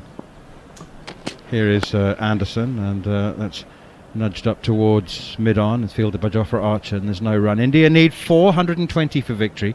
They are 34 for 1. And if you are being hidden, it's probably a better word for it, I can't think of it now, but if you are going to be hidden by your captain, then you need him to say, listen pal, I'll bring you back late. You're still my man, but you're just going to step aside for the moment. You know, this is just what I've been told by players who have played Test cricket. Here is Anderson in, and that's pushed out towards cover once again, straight to the fielder, and there is no run. 9 overs gone. India 34 for 1. We have about 12 or 13 minutes left, so probably time for 3 more overs before the close of play. If England can take another wicket, gosh, doesn't that just transform the feel of this 4th innings? Yeah, and after an early flourish from India, I think they were about 25, 29 after 5 and 6 overs. James Anderson gives you some solidity, comes back in, bowls the good areas to a good field, allows Jack Leach to bowl lots of balls at the same man, try and pin him down, allow himself the opportunity that when he bowls that beautiful ball again, it takes the wicket. If they continue to rotate the strike, you're going to have slight subtle differences to each batter, where you're going to bowl and how you're going to attack him. So it's just allowing the whole process that England are wanting to follow to evolve and end up on the right end of it. And that's huge. That it's a great point that bats Mex, because of Anderson's control and Leach taking the ball away from the right-hander. And watching Jofra bowl, Jofra went for a few boundaries, but that's what I want to see Jofra do. I want to see him crank it up, take the handbrake off, and go out and bowl. If he doesn't get wickets like he did in the first innings, at least he's trying. So I'm not going to kick him for that. I thought he put the effort in and had a real good go. If he gets 2 for great. If he doesn't, well, at least he's had a go. Leach in, right up in the block hole, full, and firmly pushed by Shubman Gill up to mid-on. It's not Jofra's job to do the contain, and that's what Jimmy's job is. Jimmy's job is to bowl stump to stump with a sort of split field. Jofra's there to go and get wickets in a short spell. It didn't work, but at least he had a go. Here is Leach once more, and it's pushed again by Gill up towards mid-on. He doesn't play with a dead bat very often, Shubman Gill. He's always going at the ball, not with hard hands. I don't mean that in a critical way at all, but he is always just looking to hit it rather than let the ball hit the bat, even when he's playing defensively. Leach in once again, bowls. Gill again comes forward and pushes at that one again with soft hands, though. Leach does his own fielding. Yeah, looking to operate quite full at the minute, Jack Leach. Try and get him driving, try and get those balls to be hitting the rough, and if you're driving from that rough, anything can happen. Outside edge, stay in the pitch, caught on the drive. Nudged away, playing deep in his crease, Shubman Gill, pushed behind square on the leg side. I must say that England's choice of coaching consultants has been fascinating in recent times. Jacques Kallis, batting coach, and here comes Leach again. Gill forward, pushing square of the wicket on the offside. Now Jeetan Patel is the spin bowling consultant.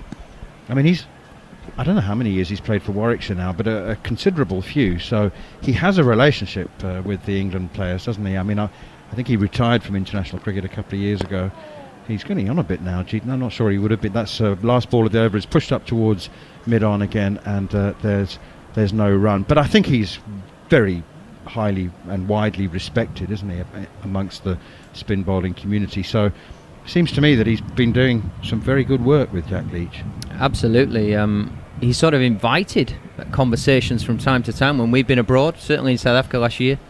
And then sort of with dual roles that I have at Surrey with some of the coaching staff, we've had some conversations. His knowledge is phenomenal, and his care and want the lads to get better. is second to none. I think he's a great addition. I really do. I think he's fresh out of the game. He understands things. He'd already been doing some coaching in Wellington in New Zealand, and also been a senior figure as an overseas player at Warwickshire. He's been helping a lot of their youngsters come through, whether it be batters. How do you play spin and sort of say, well, this is what I'm trying to do. Can we counteract that? And that goes under the radar sometimes. It's always the batting cut. Well, actually, ask the spinner. He's the one bowling at you. He's potentially got the best knowledge for you. And then, obviously, you need your batting coach to put that into practice and find some method.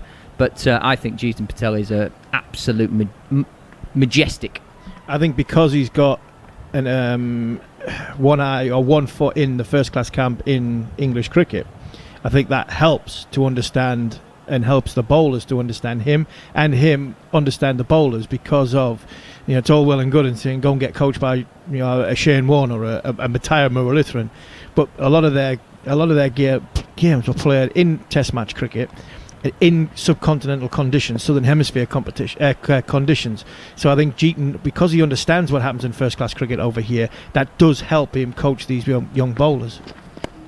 Oh, and the first delivery from Dom Bess, who's brought into the attack, turns, and there's some excitement because England have a short leg and 2 catching mid-wickets, probably 5 paces apart, and that ball was just, well, they thought in the air moment. It was actually in the air for probably 5 yards, but the 2 mid-wickets are maybe 8 yards away, so it fell well short of them, but there was something to be excited about. That's why we actually heard real oohs and ahs from the England fielders. Again, we said that James Anderson had some great field setting. I think this is brilliant. He's got a short leg and then the 2 drive men. It's because Pujara shuffles down the pitch, trying to get to the pitch of the ball to knock it in the leg side. If it stays in the wicket, a puff of dust like that one, those are massive catching positions.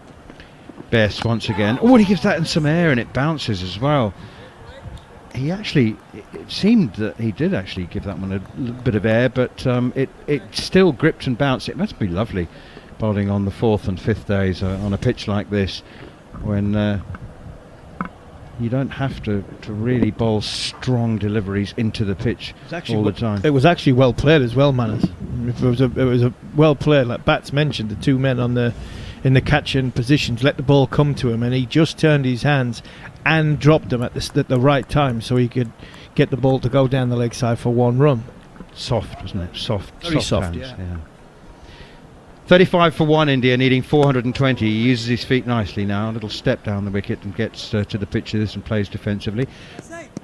Lots of the old batting coaches used to talk about playing the ball into the catchers, knock it in past him with the blade of the bat, which he did quite brilliantly there. Here is Best once again, and it's punched away out towards Rory Burns, one of those 2 close catchers. What chances do you think Virat Kohli's asked a night watchman to pad up? I don't think he would. Would he? If I was Ravi Ashwin after bowling 75 overs, I'd be telling them where to go. You want me to do the bowling? Well, you do the batting. Yeah, that's a quicker one from Tom Bess. I think you're missing the usual suspect. I think old Nadeem is bowled 1,000 overs. He'll have them strapped on. Don't you worry about that. The little left arm spinner sat in corner at change room. Come on, you can do it, pal. Yeah, that is one job. You know, it's like, the babysitting job. It's like the painting job. It's you just mess it up once the first time and you never get asked to do it again. It's when I remember playing a game. I remember while I was looking at Goffey. I remember playing a game at Durham, and there's a guy called Mark Symington played for Durham, and I think second last over the day, Goffey runs up, first ball bounces him in at night watchman, and he pulls it for 1. It was a good shot, pulls it for 1, but actually just ambled down the other end while practicing the pull shot. And I can't remember who the batsman was, but then got bowled the very next ball. And it was like, well, he's not going to get asked to do that night watchman job again. Yeah, there are a couple of jobs in cricket, aren't there, that you don't want to be too good at. Jack Leach is continuing, and what a spell it's been. 1 for 19, India 35 for 1, and forward comes Pujara, pushes it more with a dead bat than Shubman Gill, certainly, anyway, out towards the short mid-wicket, and Rory Burns fields. I think to Pujara, that sort of line, try and challenge middle stump a bit more than actually just off stump and outside, because as soon as he's veered just outside, he's cut him away. Gives him much more, greater margin for error straighter. Leach once again. Forward comes Gill, and the outside half of the Pujara rather steers it down towards short third man. Just a reminder that we've had 15 wickets today. India were bowled out for 337. They added 80 runs in 21 overs, so it was they were getting on with it this morning. And then England, with a first innings lead of 241, decided against enforcing the follow-on. We're bowled out for 178 outside the off stump. Pujara leaves it alone, spinning further away. So that 178 and their first innings lead of 241 has left India with the target in the fourth innings of 420 in 107 overs. And Jack Leach's bowled an absolute beauty to get rid of Rohit Sharma, hitting the outside at the top of his off stump, bowled for 12. And now Cheteshwar Pujara has 9 and Shubman Gill has 14. Leach, quicker one outside the off stump. It's left alone, nicely taken by Jos Buttler. And would you say that's a good speed bat? It's a strong ball, that one. The problem with it is it's almost like a fast ball with a new ball. It's just a bit pretty. It needs to be straighter. The better players are not going to play at that because of the line of it. It's just in and around the off stump, and you know it's going to go. Leach again, and that's punched off the back foot to extra cover where Root fields. We saw a graphic a little while ago of the 3 balls that Jack Leach bowled to Rohit Sharma, and all 3 of them, because he bowled him with the 3rd ball of his 3rd over. Come back to that, of his 2nd over, I should say. No, it was his 3rd over. So here is Leach again, and it's punched away off the back foot, beautifully timed, but it will be intercepted by Dom Sibley on the deep cover boundary. All 3 deliveries, it looked like they were landing in the treble 20. You picture they landed right next to each other on an identical length. The first one on the left-hand side of the treble 20, the first one in the middle, and the 3rd one on the right-hand side of the treble 20. Identical lengths. And the first 2, you could see Rohit Sharma was watching carefully, but wasn't threatened by it. He's just getting a little straighter, and then a little straighter again, and that one ripped past the outside edge. It's just beautiful to watch. And that's the way to do it. It's almost put yourself a marker, but put yourself a marker down where you're not going to get hurt. So miss the outside ring on a dartboard, and then just bring it in a fraction to get you double 20. And I think that's almost what you want to be doing. It's sort of start at off stump, keep him on strike, then just inside of off stump, then outside of middle stump, and then middle stump, which is pretty much exactly as you explained it. But then hold at middle stump, then stay at middle stump. Now you've got your line. You're also working with the batsman's footwork and his head position. If you're trying to edge him over, and a seamer would look to get an LBW candidate 4th, 5th stump and just leave it there for a little bit. Jimmy's the best at it. And then all of a sudden, when he felt as though the batsman's head was falling over because they were moving, the eye line was going to it, then you'd go in for the kill. Dom Bess is now continuing, and that's pushed away off the back foot, going deep into his crease actually, Shubman Gill. Just a reminder that we've only had 3 overs from Jofra Archer and 2 from Jimmy Anderson. Archer 3 overs, 2 maidens, none for 13. Jimmy Anderson 2 overs, 1 maiden, none for 2. 5 overs of seam, we've got spin at both ends at the end of day 4. Bess in once more. Gill again goes deep into his crease, plays it off the pitch, 37 for 1. Yeah, I think the principle is like when the ball's swinging massive, you have to bowl that bit straighter rather than being that bit wider. You've almost got to take the angle out of it to lessen the swing, to bring the outside edge in, and that's what I'm saying with the left arm spin now. It's turning a lot. Down the wicket comes Shubman Gill, gets to the pitch of it, turns it to Joe Root at short mid-wicket. There's a slip in place, the one that slides straight on. Not many are sliding straight on at the moment. There's a backward short leg and an orthodox short leg. Hello, Jared Kimber. Yes. I want to talk to Bats about Bess's links. Sounded more ominous than I meant. You'll have to be quick between deliveries. I'll give it to you after this one. Here's Bess, and pushed away by Gill, past short leg, past Ollie Pope, out towards deep square, and it's fielded by Dom Sibley. They go through for a single. If you look at the pitch maps, and we can't go through a full analysis because BCCI won't give us the information, but if you look at the pitch maps, Ravi Ashwin lands almost every ball on the exact length that he wants, which is a normal sort of 4 to 5 metres from the stumps. Bess is all over the place. His line is really immaculate, but he's got a lot of short balls, and look at this, maybe 7 or 8 full tosses so far, and that was looking at the first innings. Is there a reason why he has trouble controlling his length compared to other off spinners, or is he maybe gambling more? it just seems like there's a lot of full tosses from an off spinner there.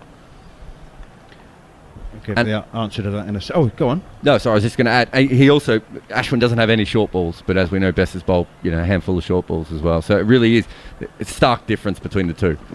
Bess in, and that one is flicked away out towards deep square leg, and it'll be fielded by Jack Leach, and they go through for a single. Apart from the fact that Dom Bess hasn't played 78 Test matches. It's an interesting one because normally you would say that every bowler has a default ball, a ball that is kind of their release. Two short legs, backward and forward, slip and a short mid-wicket as well. Into his crease goes Gill playing defensively, 39 for 1. So I think what it would show is, and Bess has actually said this himself, he's trying to bowl his best ball over and over again. Sometimes you're searching for that a little bit, particularly as a young man. And just sometimes if you're bowling square spin, the ball travels further, so that might explain why it's a bit fuller. And then if you're going over spin at that period in the game, you might just drop your length back a little bit. So he has definitely tried to play with his seam position. So maybe that would explain why some are a little bit shorter and some are a little bit fuller. Most spinners can't do both, they just do one or the other. So it's quite good for him, and I'd say it's more a positive than a negative that he's trying a bit of both. 381, gentlemen, is the number that India will be focusing on potentially tomorrow at some point after lunch, if they don't lose too many wickets in the morning session, or indeed in the afternoon session. That's how many runs they will need. England need 9 wickets to win this Test match, to go 1-0 up in the first game. Virat Kohli has come down to the boundary's edge to greet Cheteshwar Pujara and Shubman Gill as they make their way off the ground. He's actually also got his pads and gloves on, and he's going onto the outfield to have a few throwdowns at the end of the fourth evening. We've had a pulsating, riveting day in so many ways, with runs and wickets. As I said a moment ago, India resumed in the morning session 6 wickets down, and added exactly 80 for the loss of their last 4 wickets. 257 for 6. Washington Sundar, who was 33 not out overnight, went on to make an unbeaten 85. Ravi Ashwin made 31, and India were bowled out for 337, with Jack Leach finishing with 2 for 105. Dom Bess 4 for 76, and 2 wickets each for Jimmy Anderson and Jofra Archer. So England resumed their accumulation of runs in the second innings, declining the opportunity to enforce the follow-on, and with a lead of 241 they added another 178. Joe Root again top scored with a glorious 40 from only 32 balls, and there was enterprising 20s, 28, 24 and 25 from Ollie Pope, Jos Buttler and Dom Bess. India need 420 to win in what we made as a total of 107 overs, and Rohit Sharma was bowled by Jack Leach for 12.